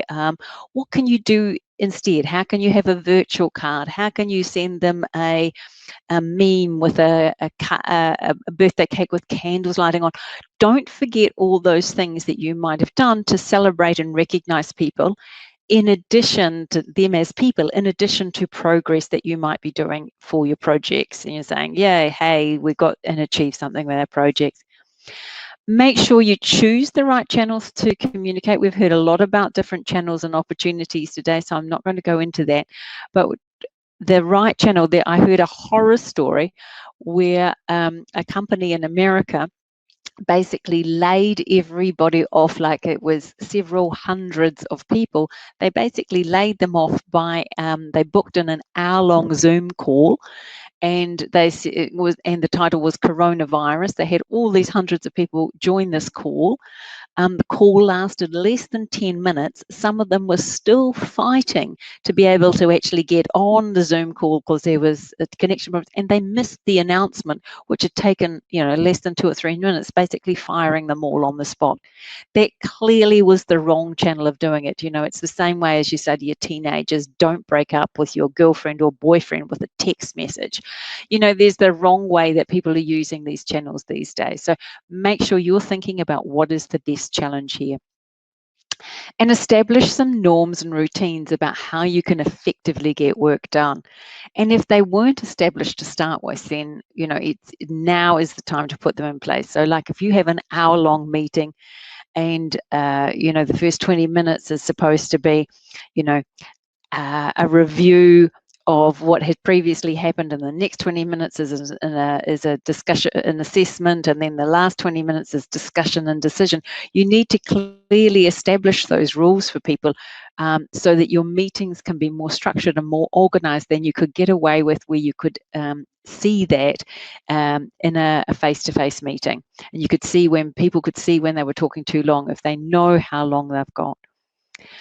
My last tip for the day is stop those Zoom zombies. So we heard from Anthony and Peter about how long the working days are now, and people are just feeling like total zombies by the time you have been on the end of the call forever. And working from home, it exasperates, it makes it worse if you've got a meeting heavy culture. If a culture was that we have to have a meeting, we have to consult with people, we have another meeting, and we have some pre-meetings and some post-meetings to get decisions. There are so many meetings. It's time to really think, can you eliminate some of those meetings? At least one of them. So you're a leader, you're in control. Look at what meetings you've been to in the last week and what you've required for your team, and look at, there must be at least one you could think of. Eliminate it.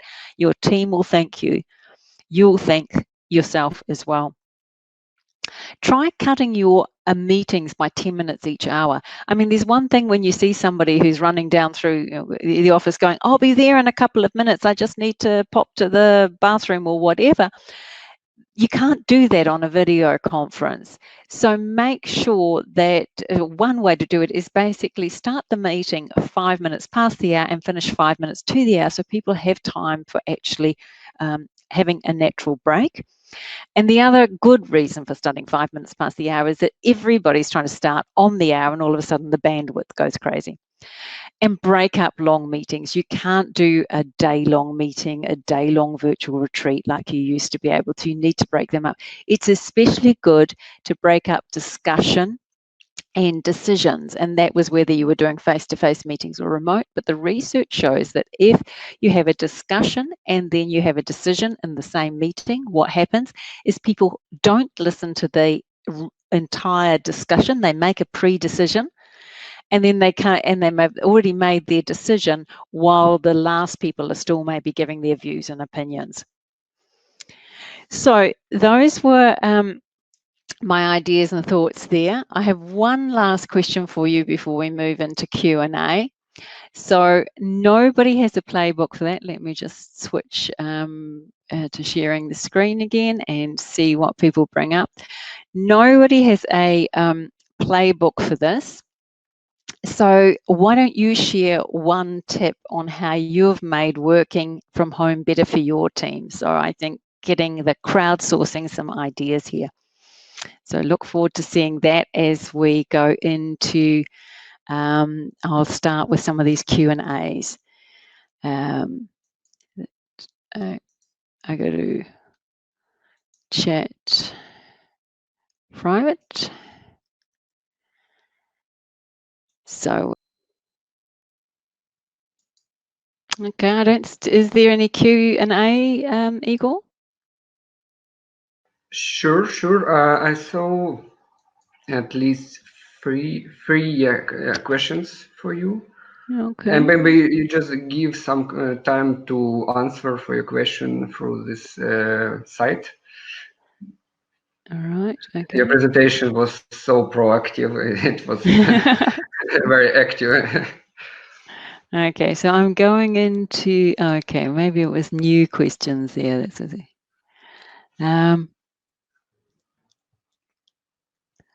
okay, because I've got, yes, I see one here from Josephine. What exactly is missing in online conferences compared to offline, in my opinion? Is it possible to compensate, and how? Well, the thing that I think is missing, which is the hardest thing, is the spontaneous sharing of information between people when they meet. And they get talking about something and they come up with a brilliant idea or brilliant connection or something together. How do you compensate for that? It's very difficult to do. There are some tools which I've seen where you can brainstorm online. You know, they have post-it notes and you use them almost the same for those sorts of things. But there's just, hey, a sudden idea came to mind, or when you spontaneously meet somebody. I haven't seen anything or any way that you could do. I guess what I'm talking about is networking. This networking, which and just having these casual conversations that bring up ideas. So I haven't found a way of how you compensate for that. The only thing I can think about is that people have to have the trust that outside of this, they would contact people and start having some of these conversations. So I don't have a great answer for that. So if anybody else has an answer, then let me know. Do you think it's necessary to track a remote team's daily jobs, or just focus on big goals? I think it depends very much on how long the team's been working together and how experienced the team member is. If you've got a new team member, then helping them by following up on a regular basis with them, you know, maybe on a daily basis, that is a good thing to do as they're learning the job.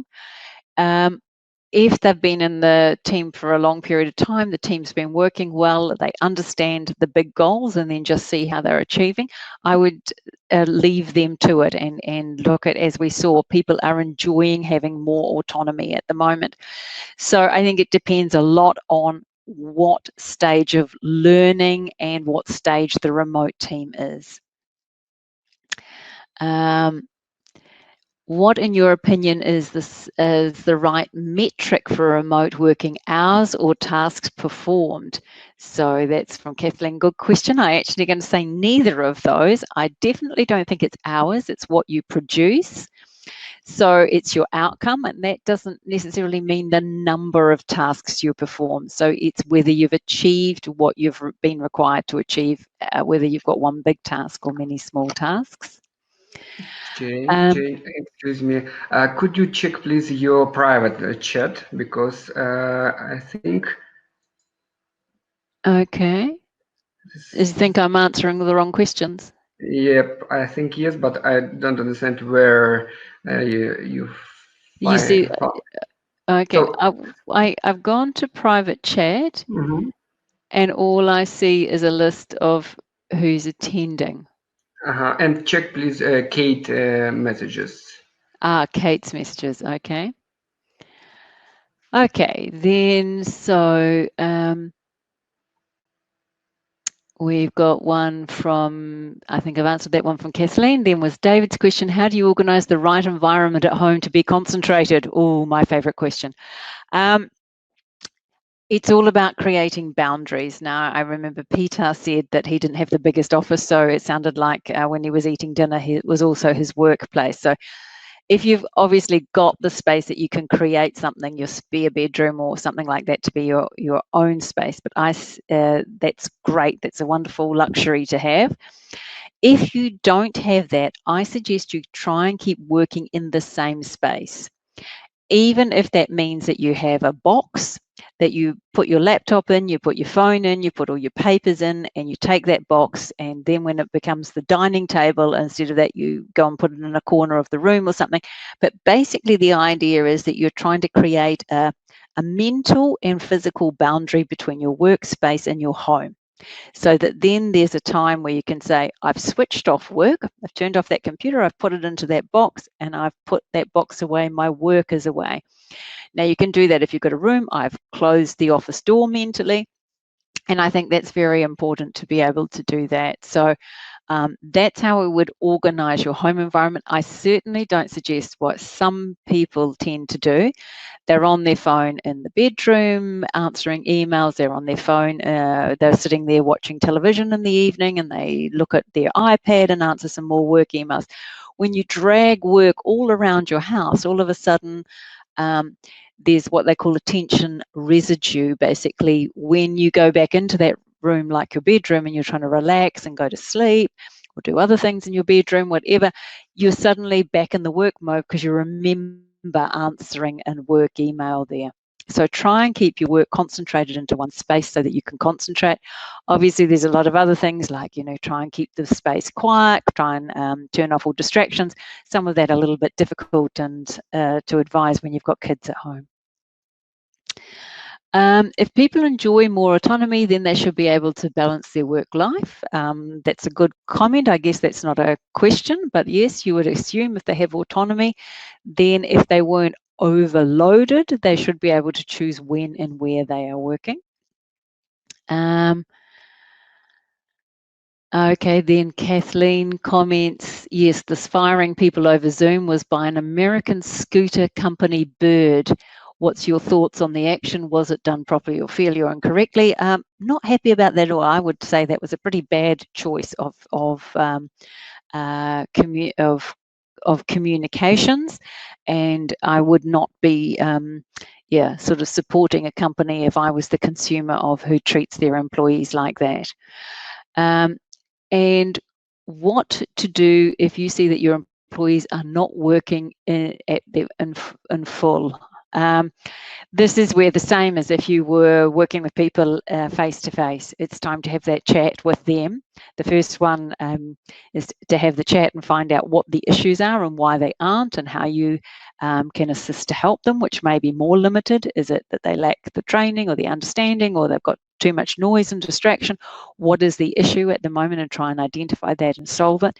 If it is, as Peter was saying, that generally there are people who are, they wouldn't have been the best employees whether they were in the office or not in the office, then you've got your standard procedures in most companies of how you deal with poor performance if you say that there's not an issue.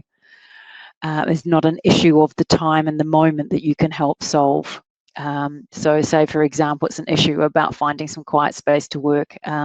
Is there times that the person could come into the office? If it's generally, I'm not motivated, I'm not interested in my job, and I'd rather be doing something else, then that can't be solved. That person has to try and solve that themselves, and you have to look at how you may manage that person's out of the organisation. I think that's all my questions. So thanks so much for asking them. And then I'm just going to jump back to that final slide where I said share some ideas. and I think you can all see them there. But having some reports, providing a flexible schedule, you're implementing a new CRM. I guess that helps share information, giving the autonomy.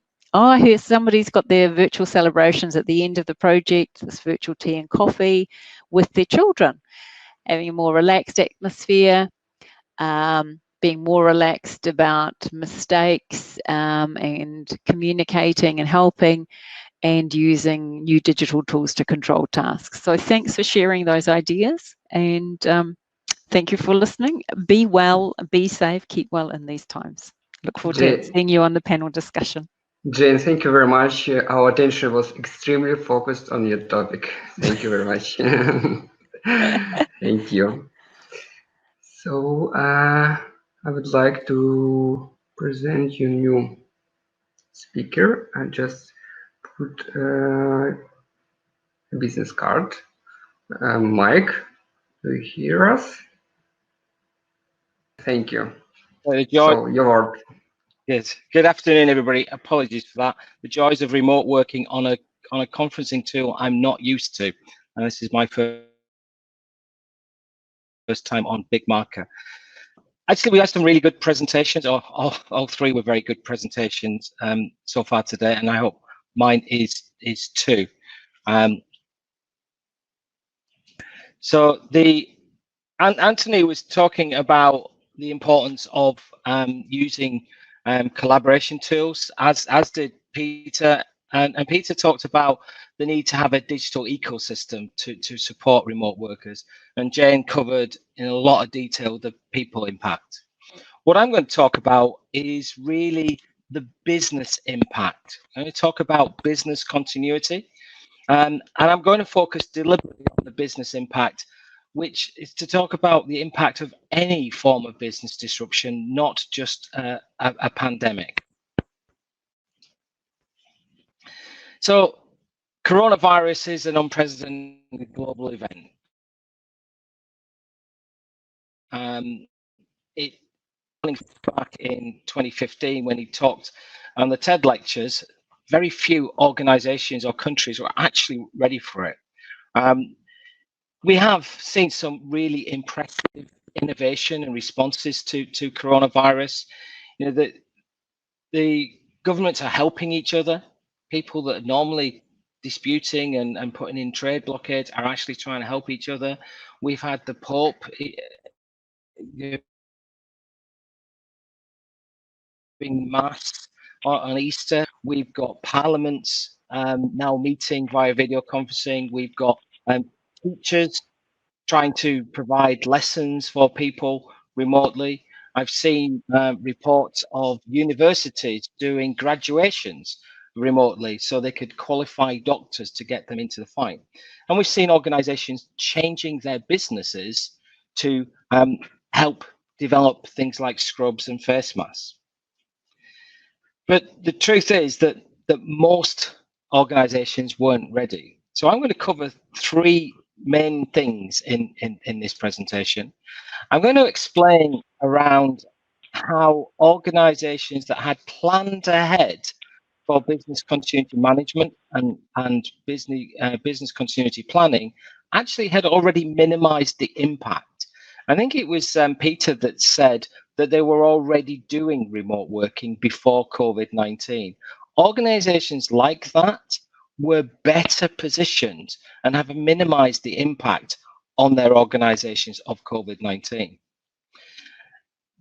Secondly, I want to talk about remote working and how, although that had been a growing trend, it really should have been considered and should be considered going forward as part of an organization's business continuity plan. And then I want to take a time to review lessons learned so far. Although we're not completely out of COVID-19, I just do want to review where we are, what messages organizations can take away now. Before I do that, I want to explain a little bit more about myself and explain why I think that I can actually organization talk about business continuity. So I've been working in IT and business solutions for over 35 years. And in that time, I've worked for in-house IT organizations. I've worked for service providers, and I've worked for, until recently, for Ricoh, which is a global technology and solutions manufacturer. And Ricoh supports 1.3 million customers around the world and generates around 15 billion pounds of annual revenue for delivering solutions and technology. Through my career, I've been privileged to have the opportunity to work with all sizes of organizations in all major industry sectors. And I've helped countless organizations to re-engineer their and optimize their businesses by leveraging technology. One of my personal focus areas for a lot of years has been around security, and security includes the aspects of resilience and business continuity. My work in this area was recognized just over 10 years ago when I was awarded Fellowship of the British Computer Society. So hopefully I've got some relevant experience to help with this, this conference. So business continuity management and business continuity planning, two terms that effectively mean the same thing. They're about reducing the impact on your business of a disruption and then helping your business to recover from that disruption as quickly as possible. The main ethos for both of these topics, business continuity management and planning, is around expecting the unexpected. And for many years, organizations have had to contend with the risk of fire and the risk of natural disasters or acts of God, as some people had called them in insurance claims. Fires accounted for about 10%, last year, 10% of the small business insurance claims in the USA. But the national disasters, fire, flood, freezing conditions, winds, hurricanes, tornadoes, etc., went to about 30%. And so for many years, organizations had to contend with, and then more recently, there have been an increasing new threats that organizations had to look at. So terrorism, and it's a frightening statistic to know that over the last 5 years, between 130 and 200 terrorist attacks in countries around the European Union over the last 5 years. All of those incidents were tragic in the fact that their lives, etc., lost, but actually they caused big disruption, but localized disruption to companies that were near the point of attack. Cyber attacks, the whole virus, the denial of service attacks, malware type attacks have been increasing. And anybody who works in IT knows this is a daily battle to try and keep your networks going. A number of years ago, the WannaCry ransomware attack actually impacted computers or infected computers in about 150 countries worldwide. It attacked small, medium, large organizations. It attacked government departments. It was just like coronavirus, it was indiscriminate where it attacked. And many of those organizations that were impacted with that, actually their whole businesses were halted for a matter of weeks while systems had to be patched and data removed to remove that infection. But all of those will pale into insignificance when we come out of coronavirus and go back and look at the business impact globally from this pandemic. But the important point that I'd like to stress from this is that organizations that had already planned to protect their businesses from total loss of premises, be it by fire, floods, or a cyber attack, were probably well prepared to help minimize the impact of coronavirus. In the next slide, I'm going to share some tips on how you actually do that. So business continuity management, on the left-hand side of this slide, we've got this this process chart, and it starts off with analyzing your business, understanding what your business does, what your business needs are, then assessing the risks. Where are you vulnerable? How likely are these things going to happen? What would the impact be if something happened? Then thinking about developing strategies to actually either completely remove or mitigate those risks. From those strategies, develop a plan, and then rehearse that plan through testing them.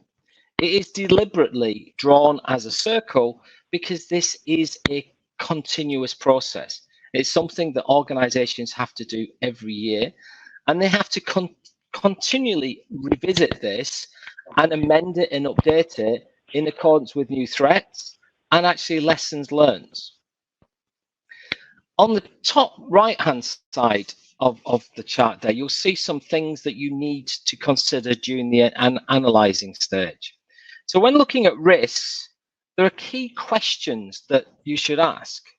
The first one is what if. So imagine the things that could impact your business and say what if it happens? What if you have a power outage? What if your building is destroyed? What if nobody is able to travel because the travel network is disrupted? What if you can't get any spare parts or materials? Then you've got to assess, once you've identified those scenarios, going through each one of them, identify how probable it is. How likely is it going to happen? How likely is it that you'll not be able to visit your office for any length of time, and not knowing when you can go back there? What is the worst case? The building is totally destroyed, completely lost. Your supplier, your spare parts, has gone out of business and will never be able to supply you again. Then thinking about what your essential business functions are. Which parts of your business do you really need to be able to continue operating? There are many things that we do in a business that actually are very important, but actually don't generate the revenue, and actually may be possible to suspend them for a short period of time and the business can still operate. Then think about who your essential people are. The essential people to keep your business running. They're not necessarily the most senior people in your organization, particularly in organizations that rely on technology. Quite often it would be the younger members of staff, the most technically gifted, that actually you need to safeguard and keep part of your business continuity plans. And once you've assessed the risks and asked these questions, you then need to think about 4 areas about how you're going to protect. The first one, and probably the most important one, is the people. Jane covered a lot of those points in her presentation about the people. But once you identify who they are, you then do need to think about how can they continue to work safely. But also, from lots of people on this call from HR, do you actually have any works agreements in place that people will respond to a call out, that will work from home as an alternative location to your office in the event of a disruption? I think after the COVID-19 crisis, there's going to be some quite serious management works councils discussions saying we were very flexible, but let's put something in place to put some structure in for the next time this needs to happen. Under physical, that's about physical assets, like things like buildings, offices, stores, warehouses, vehicles, machinery. And there you should consider things like alternative locations. If you can't get into your office, where can you go? It could include sharing a facility with somebody else. In some instances, I know of organizations actually strike a mutual support agreement with potential competitors in the next town, because they will each help each other in the event of a problem happening. When the hurricanes happened, the earthquakes happened a few years ago in New Zealand, Ricoh, actually, their business continuity resulted in people holding stock in their garages at home because they'd lost their warehouse facility, and they carried on to operate like that for a number of months. Thinking about your business systems, which IT systems are absolutely critical? Anthony at the beginning talked about Jam and how important that was, but systems does your organization need? And how are you going to retain access if you can't get into your office? And finally, think about your processes. If you cannot get into your building and you need to be able to access things remotely, which processes are absolutely business critical? If they're not there, you can't work. Looking at the graph below on the bottom right, there are a number of options. Risk mitigation is about reducing risk to an acceptable level. And once you've done going through the risk assessment, there are different options that organizations go through. On the left-hand side, there's accept all the risks. Accepting all the risks, reducing some of the risks and accepting some of them, reducing some of the risks and preparing post-incident actions, or try to reduce all risks, which could include having standby facilities just in case you need them. So there are lots of different degrees of preparation from organizations. On the left-hand side here, it's interesting, I use a very similar picture that Peter used, the head in the sand approach. The organizations that are not prepared, they're not even considered business risks, nothing will ever go wrong, I'm not even thinking about it. If there was a business continuity issue, the business was disrupted, they're the organizations that are not likely to survive, or at least have the biggest problem to try and restart their business. The organizations that reduce some of their risks sit in the middle. So they're the ones that are likely to be able to continue operating, perhaps with limited service, but they would be able to recover, and most of them would be able to recover. They are still vulnerable to risks they haven't identified, and they are vulnerable to the risks that they decided to accept. And finally, on the right-hand side are the organizations that decided to fix everything. Quite often, these are heavily regulated industries like banks and pharmaceutical, petroleum, where they have to try and address everything. Many of them will have failover sites, but I suggest that most organizations there had never even considered the impact of social distancing, the fact that these failover sites were not able to be used. So a couple of questions. I'm not going to do the survey on the thing, but some questions for you to think about and take away. How prepared was your organization? Does your organization have a business continuity plan? Do you know what it is and what your role is? What lessons can you learn from COVID-19? I suggest these could be good topics for a future team call, and maybe something for you to go and talk to your IT department or your operations director and think about the future post-COVID-19. So thinking about the role of remote workers. Remote working has been an increasing trend, and we heard from Peter saying that it's business as normal in his organization. It's not business in normal in most organizations, but there is an increasing number of organizations that have gone to it. Over the last few years, organizations have embraced what's been known as the new ways of working, allowing people the flexibility to work from home, maybe 1 or 2 days a week, to be able to reduce their commute time. That's been helped by increases in technology, give people get remote access. It's had significant benefits to employees. A lot of organizations that have gone down this route report an increase in employee satisfaction through their surveys. And they also feel that they can attract and retain the best quality talent. particularly the younger generation, that if they don't quite like the tools, if it's not as comfortable as they'd like, well, they may start looking for another organization. But actually, it was also delivered significant business improvements as well. Embracing the new ways of working has allowed employers to leverage the employees' flexibility, which can result in those increased hours of working, the extra long working day that Anthony talked about at the beginning, but also the flexibility that they can speed up some of the processes. They don't have to wait for the sales rep to return to the office to process an order, when he can actually process the order from his handheld device before he starts his return journey. With new ways of working, has increased the use of hot desking and shared workspaces for organizations.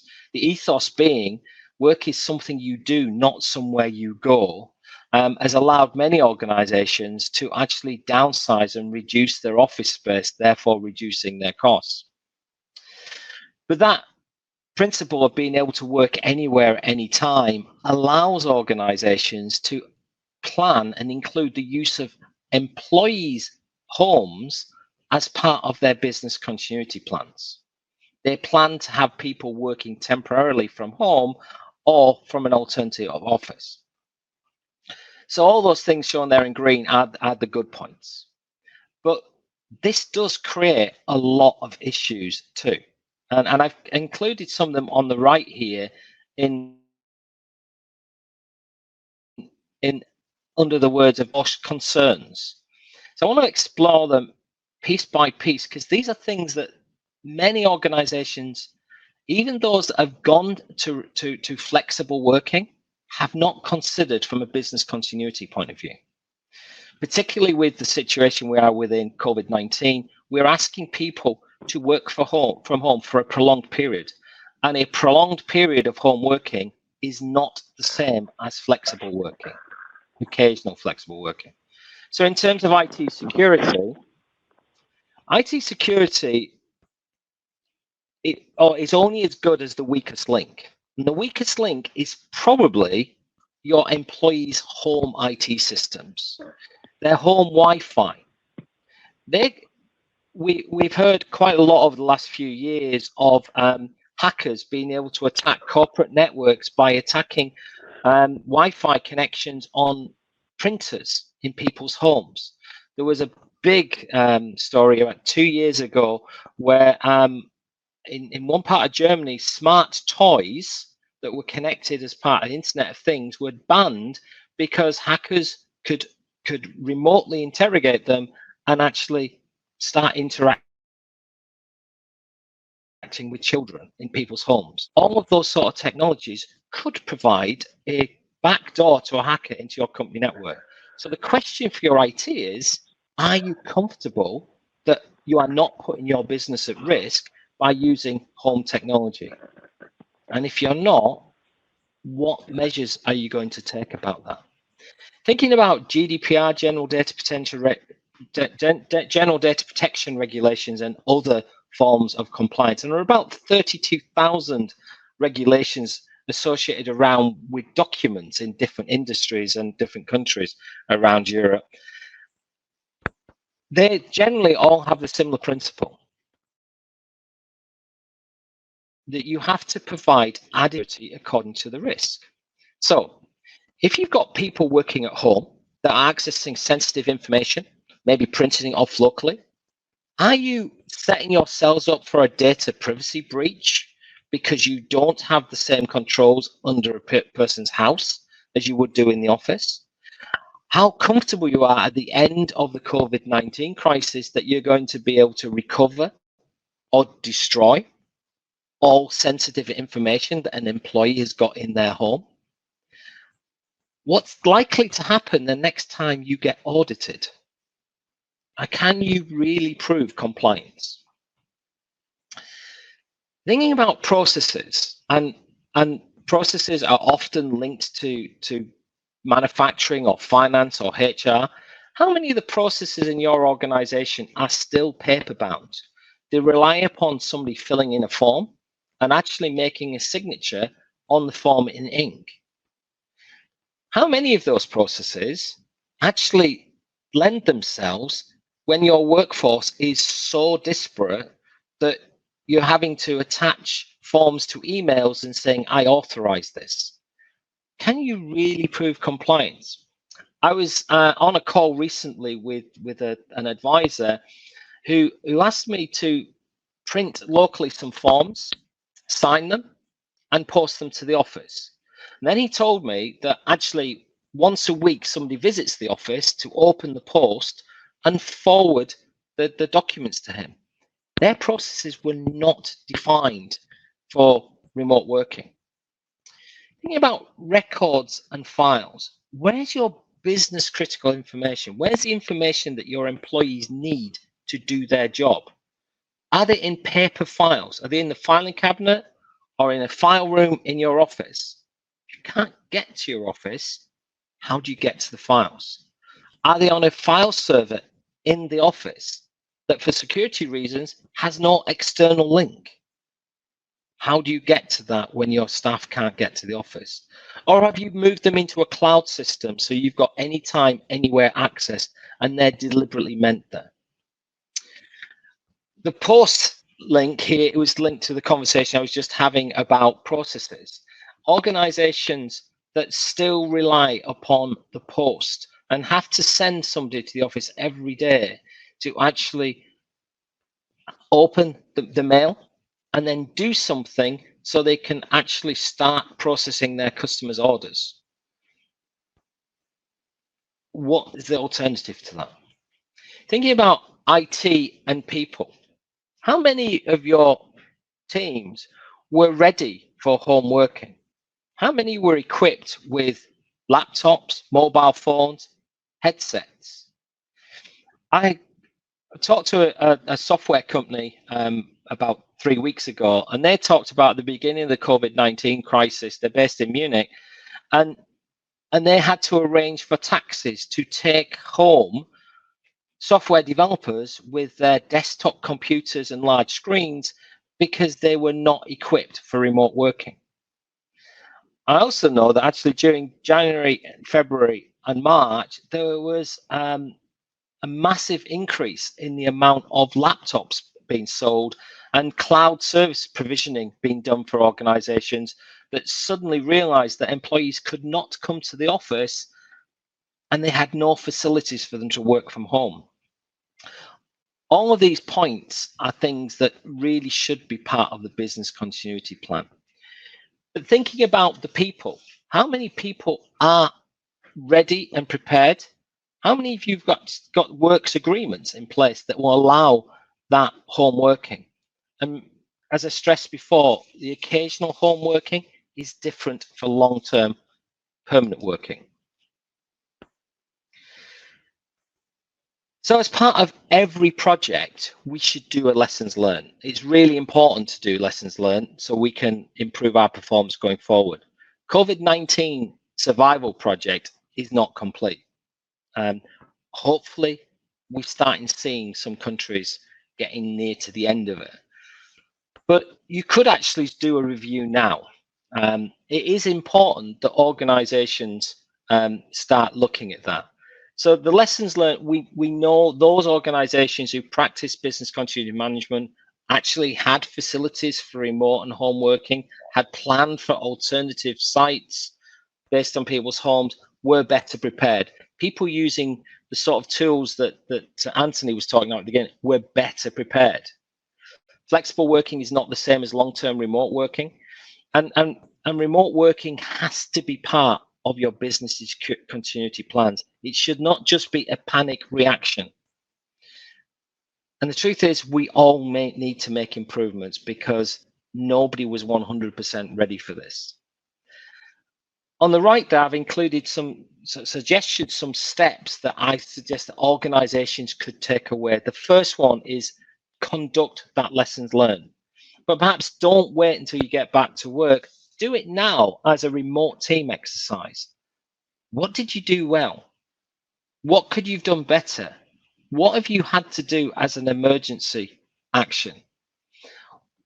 Once you've done that, also go back and review your business plans and your risk, including the lessons learned from the COVID-19 exercise, and then update your business continuity plans, plan to make the improvements, and then practice and improve them. So to summarize, the key takeaways that I'd want to leave with you: everybody has had to adapt to survive.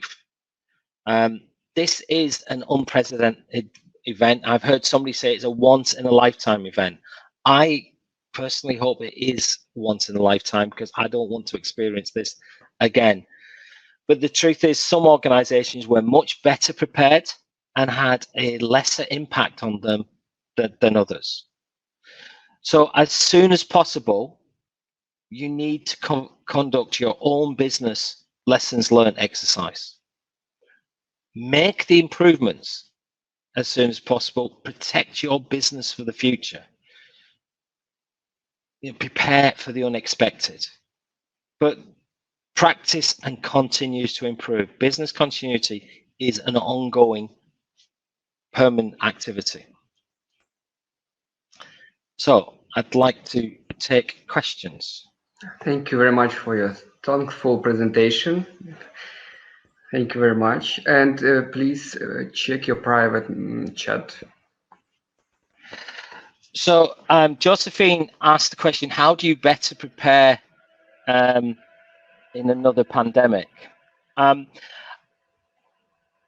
Yeah, that is, I think the key part is learn from what's happened in this one.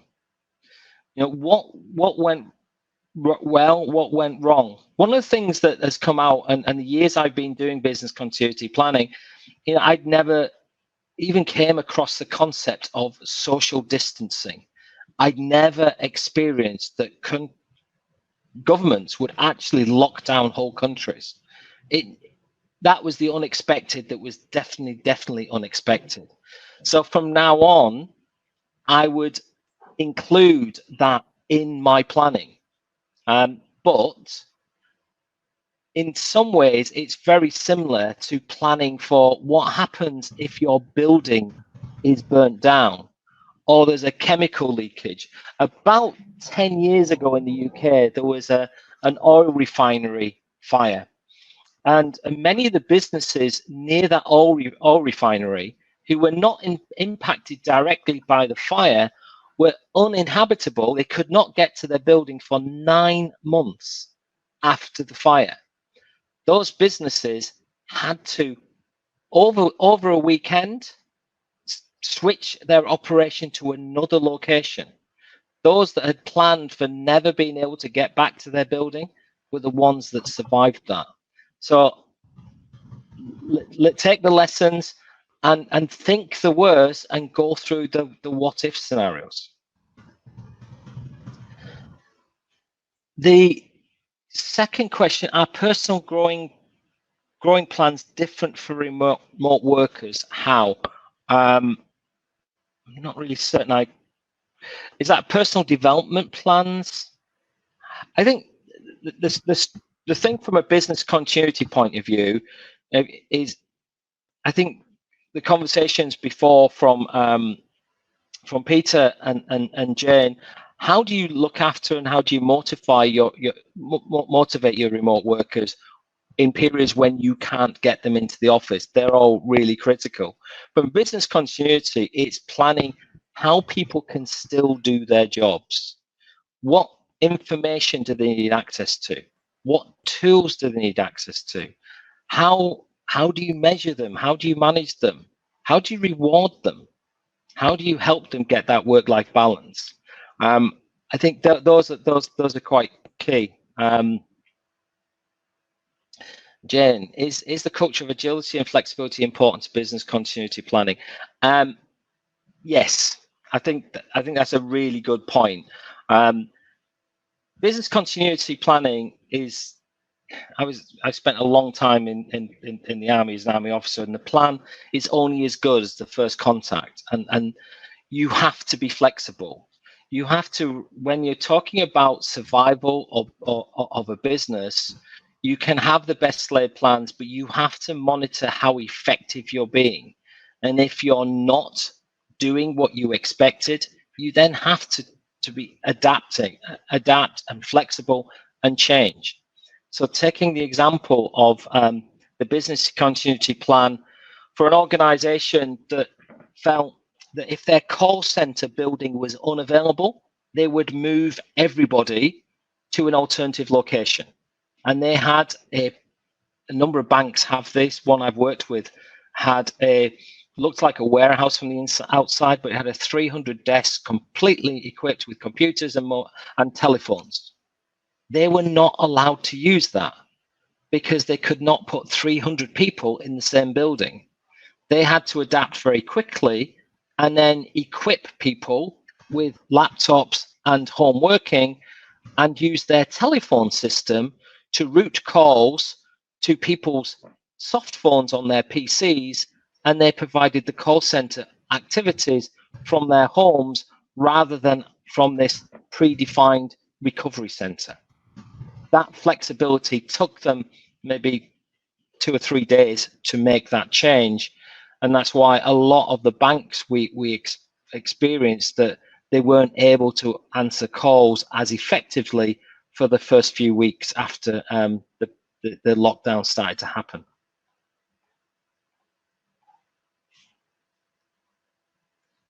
Mike, thank you very much. You're very welcome. Thank you very much. So, and the last speaker, I'd like to introduce our last speaker. Just put it there.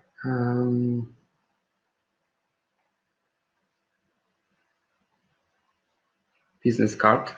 Atul, do you hear me? Hi, Igor. Yes, I can hear you. Can you hear me? Great. Yes, perfect. I will open your last version of presentation, and you can control it by yourself. Okay. Thank you, Igor. Thank you. Good evening, good morning, depending on where you're from. My name is Atul, and I work for NEC as the head of learning and talent development for the EMEA region. I'm also responsible for the global programs under the global HR division. And I'm super excited to be here and talk about the concept of remote onboarding and talent development. We've had some great sessions, great speakers talking about some of the very important points around remote working. And I suppose most of you would agree that it was always a great idea to have remote onboarding and talent development before this pandemic. I suppose now it's more essential than ever before. So in this session, I'll go through some best practices, basic principles, and technologies for remote onboarding, learning, and talent development. And also, as a quick reminder, any technology I cover today in this session, it is not necessarily the best in the market, or perhaps it may not necessarily work for you in your company, as there are many factors to consider, including culture, infrastructure, and so on.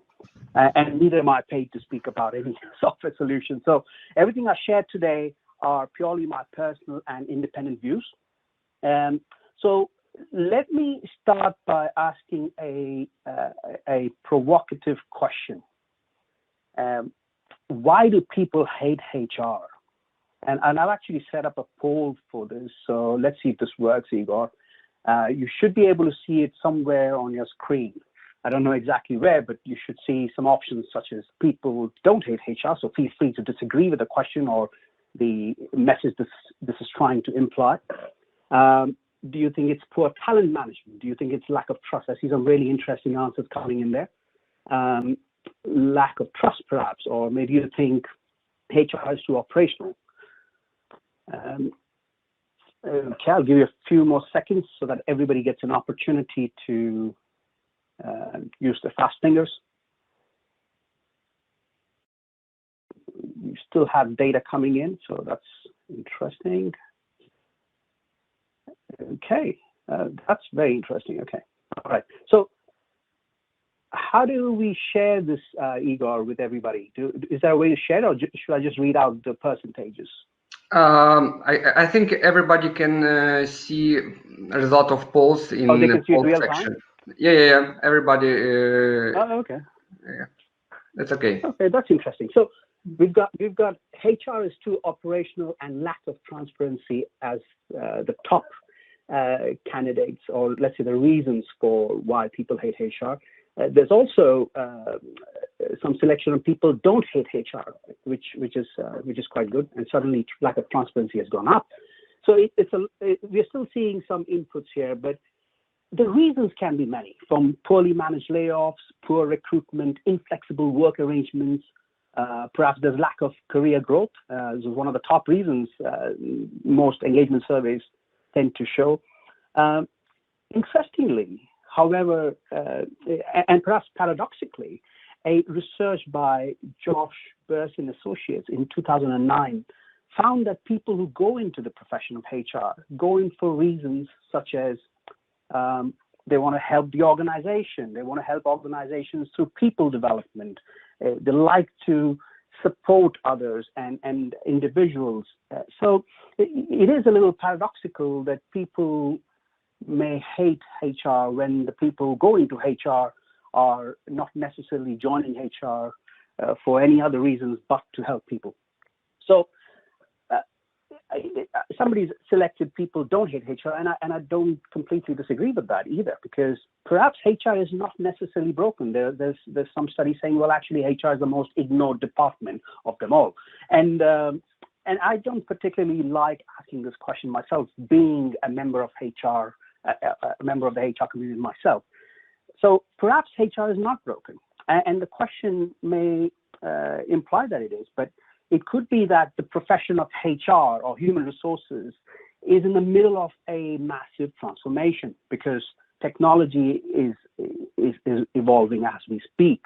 And often it's a problem of professional development with the HR community around technology. That's my take on it. And a lot of experts do believe there are areas such as analytics, or just general understanding of business operations sometimes is lacking.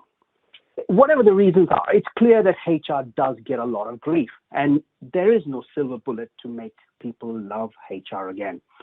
That said, an effective onboarding process will help set the right impressions right from the onset. A proper talent development strategy also presents an awesome opportunity for us as members of the HR community to put the human back into HR. So the sole purpose of my session today is to simply help people in the HR profession and the wider community during these uniquely challenging times. And here's what I'm going to talk about.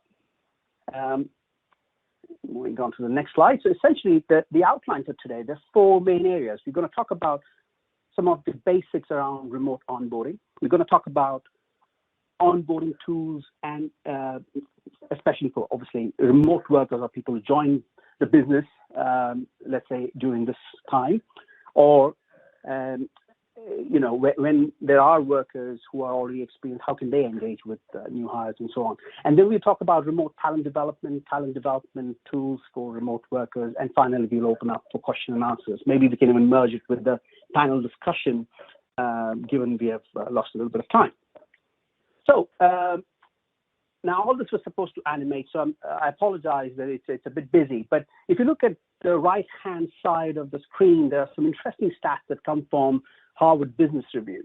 And they said 64% of employees may leave their jobs in 2020. 33% of new starters look for a new job within 6 months of being on the job. 22% of companies have no formal onboarding system. Can you believe that? I mean, it almost sounds outrageous. 69% of employees likely to stay with the company for 3 years or more if onboarding experience is great. So there is some light at the end of the tunnel, I suppose.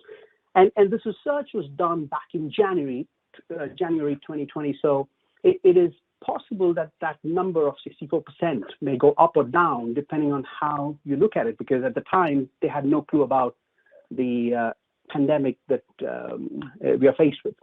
So, but it's still a real number, I suppose. It's still reflective of what's happening in the workplace. So I would say don't start with technology. When you're thinking about onboarding, start with people, think culture, like many of our speakers in this panel have talked about. It's the people first. Establish a framework, a theme. Now, there are some graphics below. The most typical framework, if you like, or the model, if you like, is a 30, 60, 90-day plan, but you don't have to stick to that because you have to perhaps look at how your company acts on it.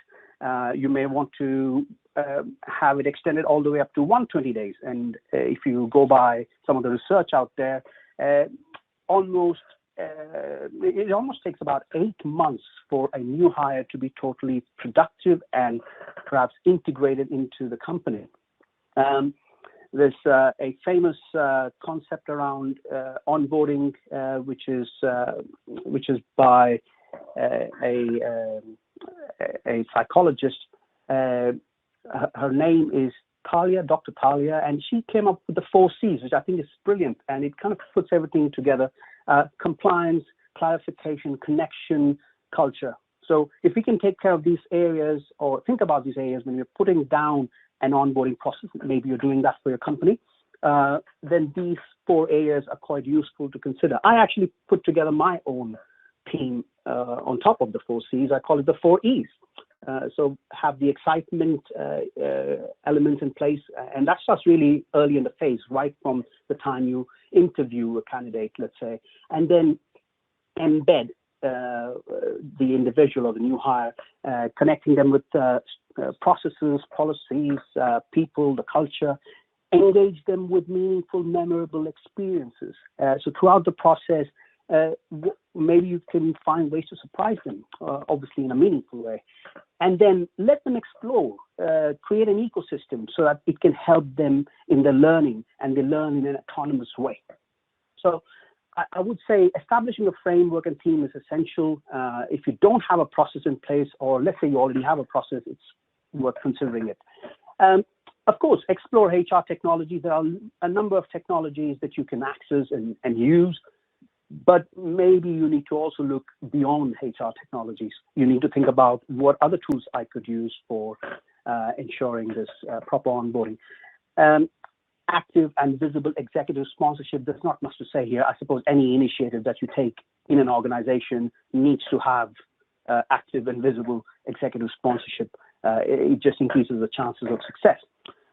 And applying change management principles, that's really, really important, because we are dealing with people, and most people don't like change. So how can you make that change easier? I tend to use the ADKAR process, but there are a number of different models that you can choose from. I've added a list at the end, which I will share with you all, which includes a number of links and so on, including one on change management.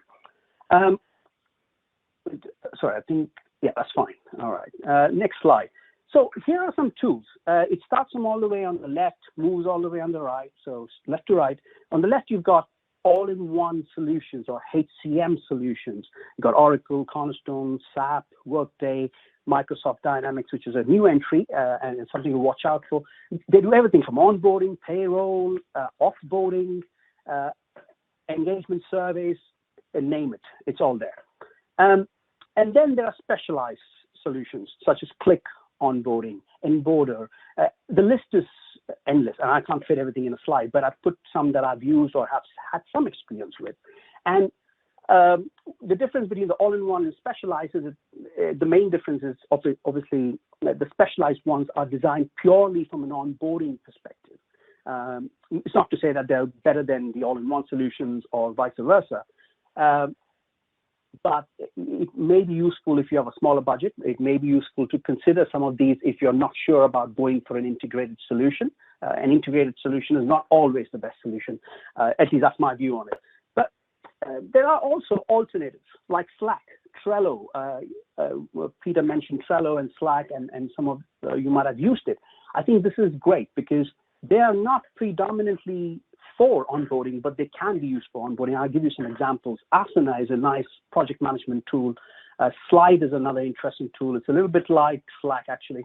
But all of these icons have hyperlinks, and if you want to explore them, you can click on these and go forward. And then artificial intelligence and chatbots. This is really the future, whether you like it or not. That's what's going to happen in the future. We're going to have more automation. We're going to have more artificial intelligence. Of course, there are many questions around ethics and all that, but do try these. Do try looking into these. They're really interesting. Donut Onboard. It's an onboarding tool. Greetbot is a plugin. They plug into Slack. Moon, which is an Indian-based company, they claim to be the most powerful AI solution in onboarding. Zoom AI, another interesting solution to look at. So I know there's a lot of questions, I suppose, and I'll answer them at the end. But here's a solution. Here's a proof of concept, if you like, that we're currently using in some parts of NEC. And so far, we are receiving some great feedback. Luckily enough, we put this together before COVID-19, and it helps some subsidiaries and organizations and regions within NEC to help the new hire go through a personalized journey even before he or she starts in the company. The manager can customize the board to match his team's needs, and a HR person can be involved in providing the support required. You can add an image. You can that talks about the company culture, upload policy documents, and simply scroll through a list of people to see who the key people are. And you're going to sky's the limit. I mean, the possibilities are endless. You could upload a 360-degree video, and all this can be used on a mobile device very easily. And it provides a reasonable, it comes up as a reasonable alternative, if you like, to face-to-face onboarding and induction. And just as a side note, induction and onboarding can be sometimes a confusing topic. Some people use it interchangeably, but they're slightly different. Induction usually comes before onboarding, and onboarding, induction is about getting the paperwork done. Maybe it includes orientation, but onboarding is where you start helping the employee get more productive as days progress. Okay, so I just wanted to put that out there to make it a little more clear for some of you guys who are not necessarily in HR. And the next one is Slack. Now, again, I can't show you the animation here, but if we are sharing PowerPoints, that might help you see it. That said, Slack, again, can be used for creating channels. Put some screenshots here. The cute little puppies and dogs that you see there are really animated, and it really creates a fun environment for new hires when they join the organization. Now, again, this may or may not work for your organizational culture, because if you, but if you have millennials, if you got X-Gens, and maybe even baby boomers, it is possible that they will adopt or start using this. And we've seen mixed results on this, and I've had some success with Slack, especially in the area of onboarding. So do check it out. That's what I'm saying. And the way I've done this is by actually integrating Greetbot with Slack. And my team has had some really good success with it, and I would definitely recommend. Right. So let's talk about talent development, getting the basics right. There are many models, there are many concepts. I think let's start with the left side of the slide. Talent development is often defined as, and if you go by the CEO of ATD, Tony Bingham, he describes the term talent development as a way to build knowledge, skills, and abilities of others, and helping them develop, achieve their potential, so that the organization that they work for can succeed and grow. Right? In short, it's about developing people and their capabilities. So if I were to put people capability in the center, like in the graphic, of course, there are many areas and many things to consider around that, but there are key elements, the three key elements that I would say is to have, one, a continuous learning culture. Easier said than done, of course, but that is required to have proper people capability. And competency framework is to identify skill gaps and then to identify learning needs from those skill gaps that will help you create programs. Perhaps you want to create an online program for leadership, and that can be assessed based on the competency framework that you may put together. HR technologies and tools, again, these are extremely important. Of course, we have to think about people first, but ultimately, when it does come down to remote working and helping individuals develop remotely, you need to have the right tools and technologies in place. Also, if you're in the learning and development HR area, you would have heard about the 70-20-10 model, or some people call it a theory. And what it really means is 70% of what we learn is through our workplace, or let's say learning in the flow of work. The 20% is what we learn through contact with other people, either face-to-face or online. And then the 10% is what we learn through formal training programs. Now, typically that would happen in a classroom, but now obviously classroom sessions are next to non-existent. So how do we do it? So there are many ways to do it. There's Zoom, there are training tools that I'll talk about later.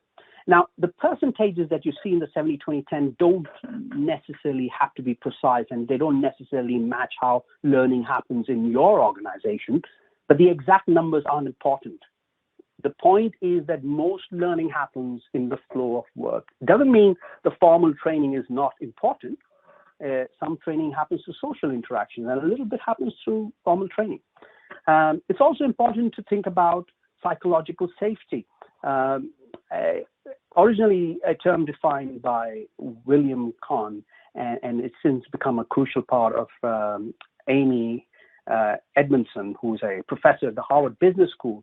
It was identified by Google that this concept of psychological safety was identified by Google, who said that the most important aspect of building a successful team as a part of a 2-year study was psychological safety. So in short, what psychological safety and what this graphic actually tries to explain to you is often known as the psychological safety versus accountability matrix, is that holding people accountable is essential for getting the best from people. That's clear. But without psychological safety, it can create an environment that is characterized by stress and anxiety, just a little bit like how Jane explained in her session. Likewise, psychological safety makes it easier for people to raise their concerns and perhaps ask questions to the status quo. But without accountability, on the other hand, it can result in a feeling of too much comfort or being too comfortable in one's role, and which could ultimately lead to poor performance and lack of motivation. So the idea is that you provide learning opportunities, and that helps hitting the sweet spot. That's how I look at it, at least. And then let's talk about the 70-20-10 a little bit, because that's generally quite useful to see how technologies may fit in. So if I were to see how technologies fit into these different areas, it's rather difficult to put this matrix together, but I've tried to put in hyperlinks for you to play with and explore further. But if you look at the formal learning area, this can happen through virtual instructor-led training, a little bit like the session we're having today with Big Marker. I've never used Big Marker, but there are many tools. Well, I can't say that now because I'm using it, but there are many tools like Big Marker, like obviously you heard about Zoom, but there's GoToTraining, Adobe Connect, some really interesting tools that you could use. There is also the possibility of using augmented reality, virtual reality, 3D Viewer, which is a Microsoft plugin for Teams, I believe, which you can use. And then, of course, there are massive open online courses like Coursera, edX, Canvas. There are many of them out there now. So those could help in the formal education, the initial must-know aspects, maybe compliance training as an example. The 20%, again, can happen through video chat. And what's interesting is some of these technologies overlap maybe the 20%, or they may be easily interchangeable across the 10, 20, 70. And then, of course, gamification is a great way of getting people engaged. Of course, you have to be careful. My son uses gamification in his learning with school activities, and I think it's not really doing him much favors, because now he expects to see a game every time he tries to learn something. So it may not be suitable in every environment, but definitely something that you must explore, especially in these challenging times. Adults love it. Adult learning includes gamification a lot these days. LinkedIn Learning, quite famous. It provides you all the social networking aspects, but also provides you with good learning areas to explore. NEC, my company, provides collaboration tools. Univerge is what we call it. So do have a look. MS Teams or Microsoft Teams, Open Badges, all great tools to play with. 70%. Now, this is a really interesting area for me, because this is where artificial intelligence really kicks in. And when I say on-the-job learning, or as the model says, on-the-job learning, it really means how do we learn in the flow of work? We don't have time to sit through a course, right? So one of the biggest resources that I find useful is YouTube. I go on to YouTube, look for a video, and bam, I get the information I need. But there are tools like IBM Watson. Percipio is probably one of the world's largest course collection or content libraries. Back in the days when I worked for Dell about 20 years ago, Dell provided a tool for its technicians known as Dell Tech. And it was really, really interesting, because at that time we were able to remotely work on servers by clicking on simulations, or at least understand how to open a server or even a laptop, for example. And then if you're in HR, I would definitely, and you use MS Teams, I would definitely recommend exploring GBA Bot. This is for the HR community. This is for HR professionals to understand some of the basic concepts, or maybe you want to do a refresher. On the right-hand side, which is really something that can be applied to all three areas, that is the 70-20-10 of learning and development or talent development, is learning analytics, or learning LAPs, as they call it, or LRS, learning record stores. It's a fairly complex subject to understand initially, but what it really does is it provides a dashboard environment. It may provide you the analytics required to understand how your employees are actually learning across the organization, which is sometimes very difficult if they're actually learning on YouTube. You don't have any record of that. And for traditional companies, that's a bit difficult to digest, because they think, oh, we need to know what they're learning. Actually, you don't, but if you do, there is an option. Anyway, so I've added a number of links on my last slide, which you can access. And feel free to connect with me. There are some links under my photograph as well, which you can click on. These are LinkedIn groups that I created back in 2009, so feel free to join them. There's a huge queue to connect and join those groups, so if there's a delay, please be patient. But I would love to connect with you after the session, and if you have any questions today, obviously I'll answer them, but I'll be happy to answer them later as well. Okay, thank you, Igor. Thank you. How am I doing for time? It's absolutely okay, and there are two questions for you, maybe just one, because you answered for one about tools for remote work. It's okay, right. I think, but okay. How to refine on the onboarding process and onboarding strategy? Right. So I think the first thing about onboarding process is that it's not, it shouldn't be looked at as a HR responsibility. That's the first place to start.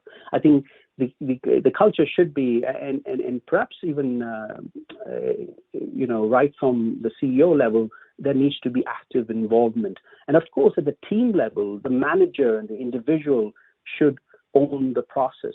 Of course, HR can provide the governance and the guidance. Of course, again, it's all easier said than done, but it's important that HR shares the responsibility with others to make it successful. And then, of course, to refine the onboarding process, there are themes the standard themes that I explained, like the 4C. You can make your own team, and there are some use of the right technology is important, but at the same time, keeping in mind it should not be looked at as a tick box exercise, and that will help refine the process. I hope that answers your question, Josephine. Kate, I think you've got a question there. Would you recommend a different attitude to face problems from management to their employees during this period? So if I understand that question correctly, I suppose you're asking, are you saying that the management is causing distress to employees? Well, if that's the question, I would say the managers need to trust their employees more. And I think, as I think Peter mentioned it, they need to really think about how they're interacting with their employees. And as I mentioned, the psychological safety comes into picture. We have to think about, obviously, what stage they're in. I think Jane alluded to this element of how experienced are they in the team. So if you're talking about situational leadership, which is another interesting theory, I won't get into the details, but if you're thinking about how inexperienced they are or how experienced they are, you may have to deal with them differently. So I know, for example, in our legal team, we got a trainee who's just joined, who's had no experience. The manager has daily calls, and so that's that's necessary. So I don't know if that answers your question, or maybe if I've not answered your question correctly, or maybe I misunderstood your question, just let me know and I'll try to answer it again. The question from Dimitri, and do you think it's necessary to track remote people daily? Oh, that's probably not for me then. Okay. Are there any other questions, anybody? Or are we open? Are we good for panel talk, Igor? I think that's okay. Yes, that's it. And as you said, that is time for panel discussion. Unfortunately, Anthony had to leave. Okay. So I would like to ask you, use maximum 2 minutes per every question, because we don't have enough time. So before we have some question, I would like to start with my question. Dear speakers, what do you think? Some employers consider moving to a remote job as an excuse to reduce their salary. Is this option fair? Sorry, what's the question again? So maybe you can start first. So some employers consider moving to a remote job as an excuse to reduce their salary. Is this option fair? Oh, definitely not. I don't think that. I don't think that should be the case. This may be in some developing nations, but I don't know. Jane, maybe somebody else in the presenter panel might be able to give a better answer.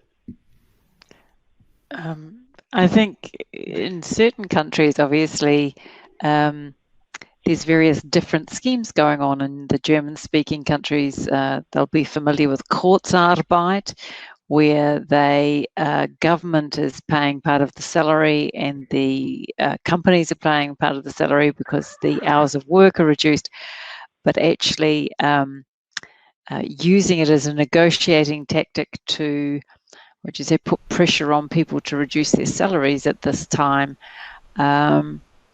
doesn't really seem to be a way to, once this crisis is over, maintain good relations with your employees. And yeah, then obviously the only other thing I have heard of, though, is in very senior positions. So we're talking like in CEOs and the next level down from CEOs, that in some companies they have accepted to take a pay cut so that they can continue to keep the company running over these difficult times, which I think is a different question, because those people are in charge of the strategic direction of the company and sometimes have shares in the company or significant other bonuses that they get if the company performs, so they will be rewarded in other ways if in the short term they take a cut in their salary. It's different than expecting somebody who's working on the front line, especially in a low salary, to take a pay cut. Regarding Germany, I can confirm, as I'm based here in Stuttgart, there is a concept during this pandemic, but it's also it was used before. It's called Kurzarbeit. It's like the shortened work translated to English, where the companies transfer 50 or 100% of the salary to the state. So state covers it for XY months, depending on how much months this company is having the slower businesses. This as a measure during the pandemic, I see it as a good move, because we need to make the companies live further, but to really organize remote work just in order to cut salaries before and afterwards pandemic, that makes no sense, and it's not the best for your company and the future of it. I think there's another question about. I'm not sure. Mike has some problems with internet connection, I think. Maybe we can discuss this question after. So next question from Caitlin. What difficulties did you personally face while moving to the remote working conditions? How did you manage them? Who will be the first one? Well, for me, I've always worked from home. So working from home was not difficult, but what was difficult is having more people in the household when I'm trying to get work done, and having to coordinate that a lot more. So I have my husband working in the office, and so I've needed to be more coordinated. So as I say, I prefer that I keep one space to work, but sometimes you just can't have two video conferences going on. I think even though I was used to working remotely with many of my clients who are based all around the world, I still had face-to-face meetings with people, and that I find that without that social interaction, the days start to feel very long, just being on video conferences and things. And so how do I manage that? I try and make some more virtual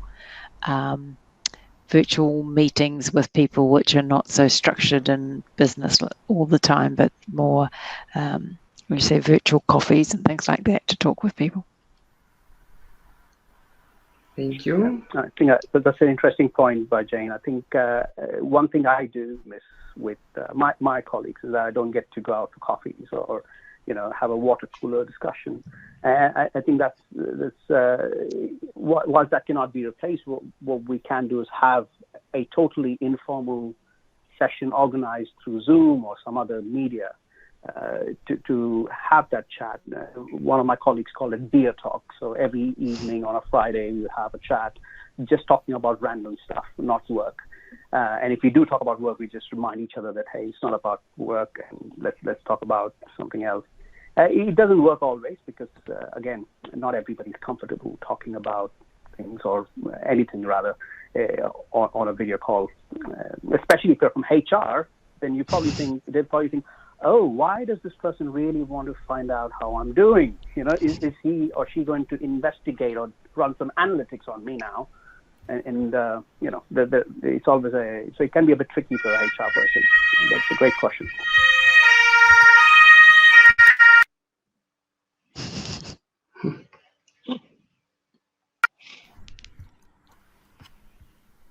Peter, Mike. Yeah, sorry, guy, I'd lost my my connection there. The question is still about home working or remote work. What difficulties did you personally face? The second one.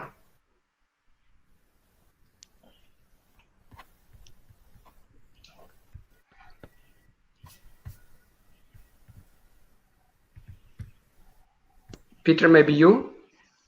So I already gave a short answer during my presentation. For me personally, it was the hardest thing was with myself, to organize it as I want to have it. But now, after 1.5 months, I found a good mixture of time management, time with colleagues, times for reporting, and times for online meetings. As before, as we were working normally, there were some meetings that could be mails. So currently, there is also some online meetings that could also be just one-line sentences in a chat. So we need to adapt to that and really find a good mixture for ourselves. And yes, for me personally, it's just my own time management and working dynamics, and how will I organize it with my team members, so for them to be more present as I'm not here, and vice versa. Thank you very much. So Igor, adding to, I actually think at this period, or any period of disruption, managers need to be more leaders. It's not just about managing people, managing the tasks, but it's actually about doing the things that Jane talked about, and it's actually about their body language, their attitude, their calmness, their positivity. This is a period where people will be very worried. And actually, when they interact with a manager, they actually need to come away from that feeling better, because they feel that the manager is not panicked as much as they are. They have got firm plans, they're positive about the future, and they're leading people through it. So this is about the leadership qualities of a manager rather than just being the manager or the director. And I think that is so important. And sadly, from experience in many organizations, there's a lot of people in management supervisory positions that actually lack those leadership qualities. And those are the pieces I think that organizations need to watch for and embrace and nurture, because they are the people for the future of the organization. Thank you, Mike. So next question. What are the top things that leaders can do to create a good remote culture? Jade, maybe you is like your side. Yeah, I was going to say, I think Mike's just answered that question. I think he gave some great answers there. And yes, stay calm, stay positive, keep in touch, and trust. So I think let's just reiterate those points. I think they're key to creating a good remote working culture. In fact, we should put them together as 4 points and as the summary from the school. Yeah, I would add one more. It's actually making time, recognizing that each of your team members is an individual, and some will need different amounts of time, reassurance than others. Yeah. So, and each of your team members is an individual, and that's the, again, a difference between a manager and a leader. They actually understand, they get to know the individuals and work out how to motivate. Some just need, just get on with it, and others need, I understand, they need that piece of empathy, and even stories of, we've been through something similar to this and we came through it, we're going to do it again. But each team member is an individual, and I think we all have to remember that. Great. Peter, at all? From my side, nothing to add. I think the colleagues put it perfectly, and yes, really nothing to add. Everything would be just repeating what was said. Great. Atul? Yeah, I agree with what Mike and Jane say as well. And I think my focus tends to be on leadership development all the time. We do have a lot of people put into leadership positions who are not necessarily up for the role, or even sometimes don't even understand the basics of, let's say, what leadership is all about. It's not about control and command. It's more about coaching individuals, developing them. But those basics are sometimes not so common. And I talk for most companies outside NEC as well. Okay. Yeah. Thank you. So next one, these are managing tools you use entirely fulfilled all your requirements. Any new ideas, requirements in your wish list?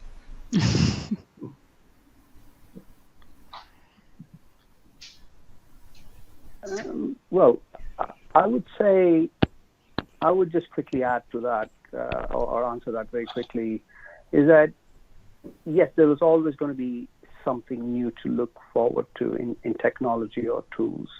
And perhaps it's a never-ending pursuit to make the people interaction with technology perfect. So there's always going to be something new when it comes out. I think one thing that I want to start seeing is how we as individuals and human beings start using artificial intelligence in a more cohesive manner. It's sometimes can be a very controversial subject because not everybody likes talking about artificial intelligence. But I think there is a lot of benefit it can bring in if we start embracing it. And I think my general futuristic, let's say, requirement or wish is that we move towards that. To jump on this artificial intelligence train, yes, I completely agree with you.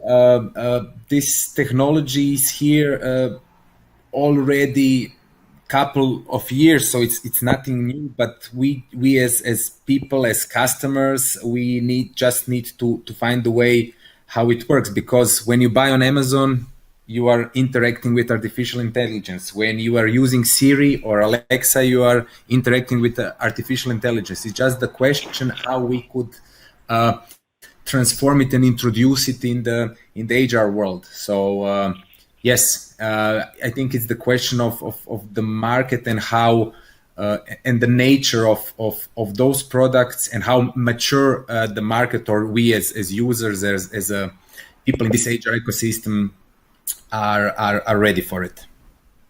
I think the interesting thing, not so much about what particular need I feel is not fulfilled by a tool, but what I've noticed, and Anthony said it as well, is that we just seem to be jumping between so many platforms. And, you know, I had a day where you start off on Microsoft Teams and then you move to a GoToMeeting, and then later in the day you're doing a Zoom meeting, and then it's a Google Hangouts.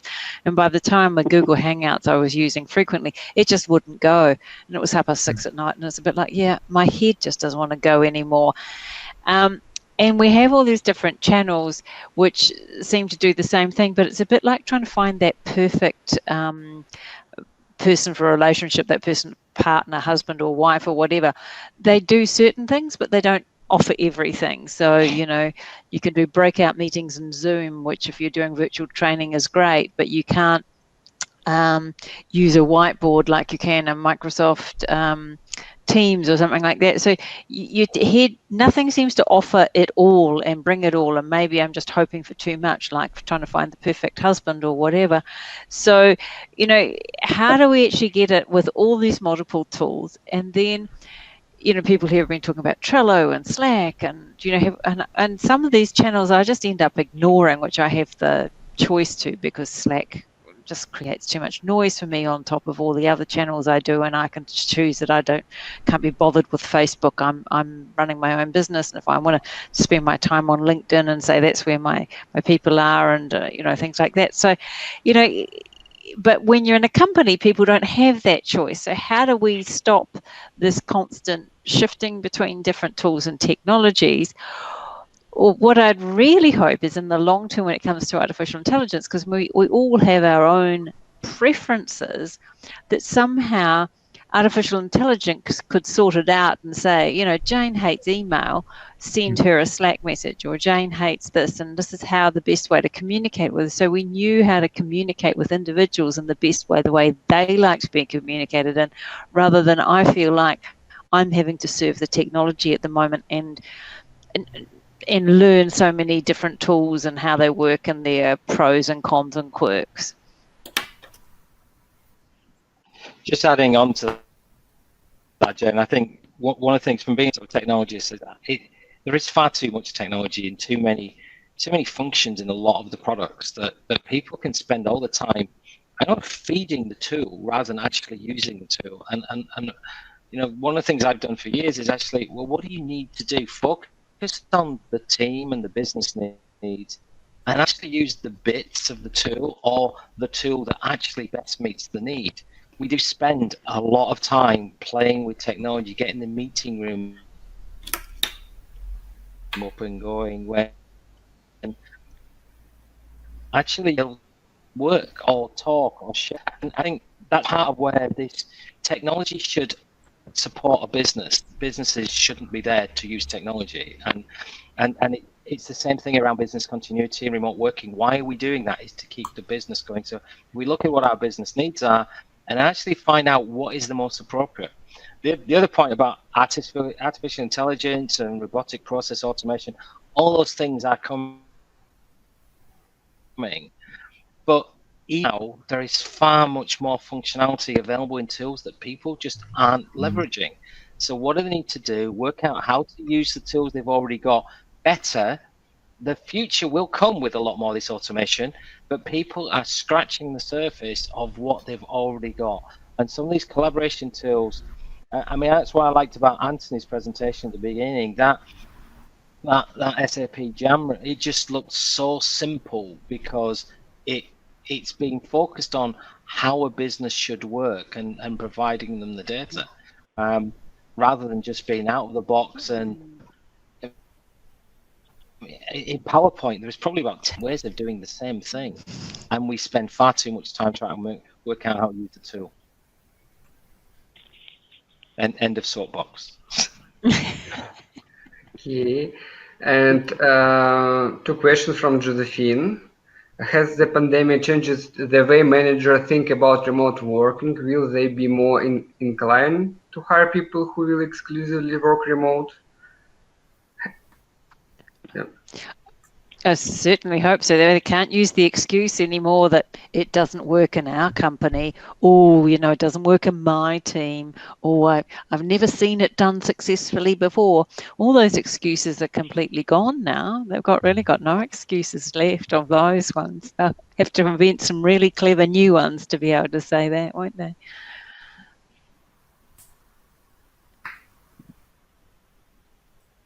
Any other opinion? Well, I think yes. I think most people will start definitely embracing remote working. It's hard to tell with some countries, though, with likes of India and China, where the attitude towards employees can be a bit harsh.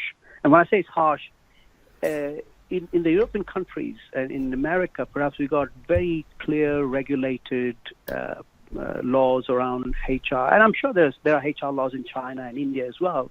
But having worked in India for 10 years, what I've seen is there's often ignored, and people do not have the same rights as perhaps we do here in the European countries or in America, where you could potentially just sue a company very easily if they didn't, if you didn't, or maybe take them to a tribunal. But in places like India, where the future of workforce is likely, you're going to start seeing more and more people taking on roles in places like the BRIC nations, where I think there's a huge risk, and where people might actually go back to the way they were working. But yes, there's definitely a more increased opportunity and possibility of people working more remotely now. Thank you.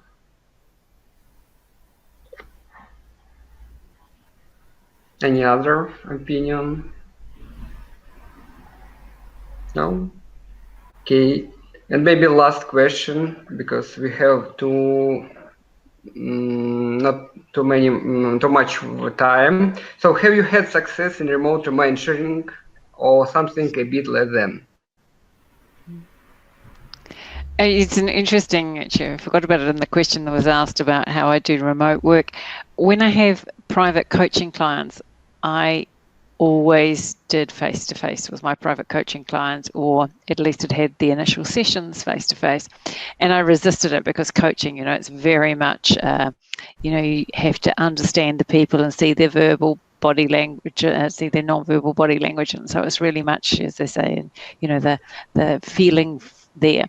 So I was really resistant, but because the options weren't available with coronavirus, I have actually moved to doing coaching online, and it has actually worked, and I've been surprised that it has actually worked. It definitely requires that people have good light and good camera so you can see all those things. And when it comes to remote mentoring, I would also say many large companies have already had that a lot of times anyway, that they've set people up to be mentored from different parts of the organisation and things like that, that have meant that there's really the only opportunity has been they haven't had the opportunity to meet face to face. So I think it does work, but I was old-fashioned enough to think that it wouldn't, and it's taken something like this to change my mind. Thank you, Jane. Any other experience in this side? No? Yeah. Atul? Yeah, I think I've worked with I've worked with teams, globally, and so I've led teams that actually have never met, but in Japan, America, Malaysia, and Europe, and it just requires a different way of working. It is very difficult to understand and read the the body language, etc., the cameras, but one-to-one supporting and mentoring, it is about a one-to-one relationship, and even if that's a virtual relationship, you just need to listen and try and put the same amount of effort into, or probably even a greater amount of effort into that sort of relationship. I think for some of my team members, they've actually found it easier remotely because they don't have the face-to-face experience that they have to overcome, the initial sort of concerns. And they can still feel a little bit safer because they're thousands of miles away from you. As the big boss talking to them, it's like, ooh.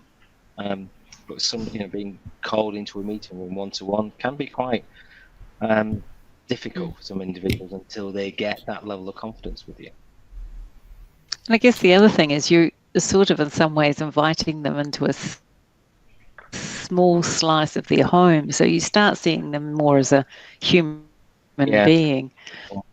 Their books on the bookshelf behind, as in your case, their mic or whatever. That it's different than that's where Teams has that ability. Seeing somebody in their office with their tie on and stuff. Yeah. So, Atul, do you have any experience?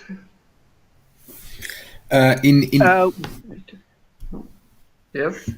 In which question are we talking about? The remote working success? Remote mentoring. Mentoring, yes. I mean, this is something that had to do with my team even before we had the pandemic, and with more than 27 trainers and training consultants globally, it can be difficult. But what we try to do is keep things as streamlined as possible by ensuring that we have a clear agenda that goes out. We also try and use a Scrum style meeting, which allows you to keep the discussions focused. So you essentially ask people what went right, what didn't go right, and are there any impediments, are there any blockers, and that way we keep it to the topic. Of course, with all those techniques, things often goes wrong. I'll be honest. I mean, things with technology, like we've seen today, we've had some hiccups, but we will not. Always have a perfect session, but we try to augment that with other tools like Trello or Slack, so that people are, if they're not able to attend, and we try to record sessions as well. So if people have questions or they want to go through something, they can do it on demand. But yeah, nothing unique to share there, I suppose. But there are challenges even after many years of having to deal with remote workers and mentoring people remotely. Thank you. Peter? As I already noted in my presentation, so first of all, this forming and spreading this digital culture with all the teams that are tend to work remotely, as a point number one. And point number two, this onboarding for every new colleague or team that joins, in order for him or her to understand it and get as faster and to put it really to onboard it is as faster as we can, in order also to maximize the potential and the performance of each new team member. So I think I already put a lot of content in the presentation, so I would really not like to explain it again, but it's really digital culture and the good onboarding for remote teams. It's always works for us.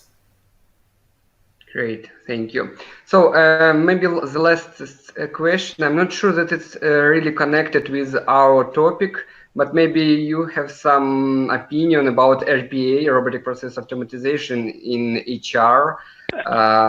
Is that future of HR or no? Well, that's a great question, actually, because I'd like to jump on that if you guys don't mind, because that's something that I covered in my presentation. In its very basic state, a greetbot, as I explained, when you integrate that with Slack, it will do some welcome messages and make it fun for a new hire who joins. It sounds a bit surreal, but it does work.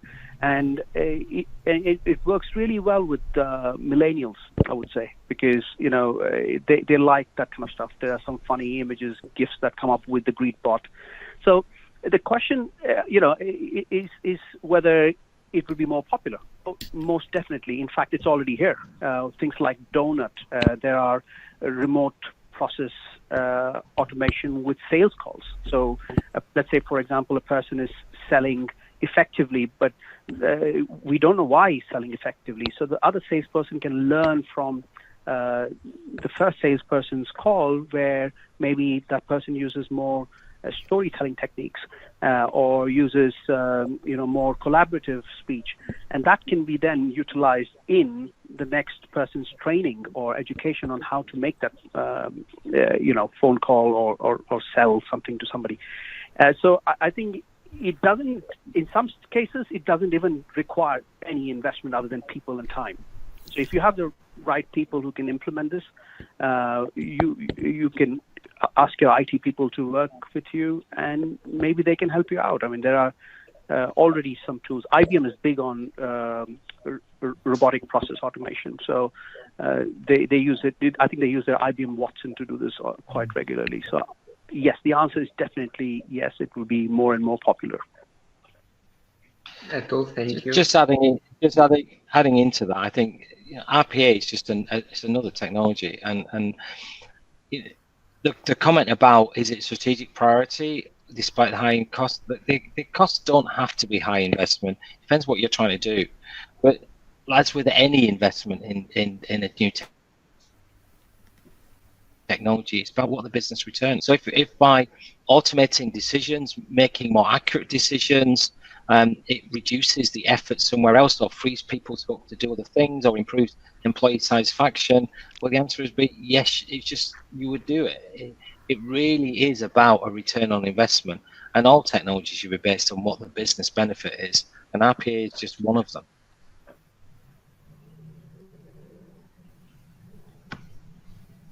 So maybe that's it. Jane, Mike, Peter, Atul, thank you very much for coming. Thank you for your time, for your sharing your knowledge, your experience. We are very grateful. Thank you very much. I hope we will be connected with you. Unfortunately, there is no too many minutes. There are not many minutes, but still we have some minutes to share your contact if you need it. Maybe ask question directly our speakers, or just ask something from me, from my colleague Kate. Just go ahead. And so thank you for coming. I hope that these 3 hours were very, very useful. At the end of the conference, there will be evaluation form.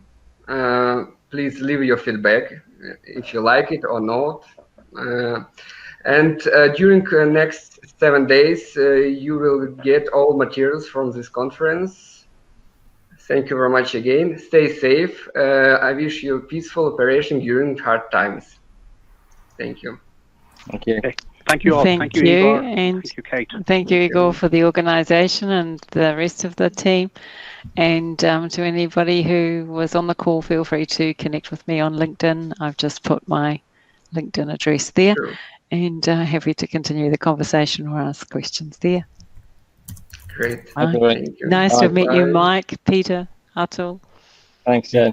Thank you. Yeah. Bye-bye. Speak well. Thank you. Thank you. Goodbye.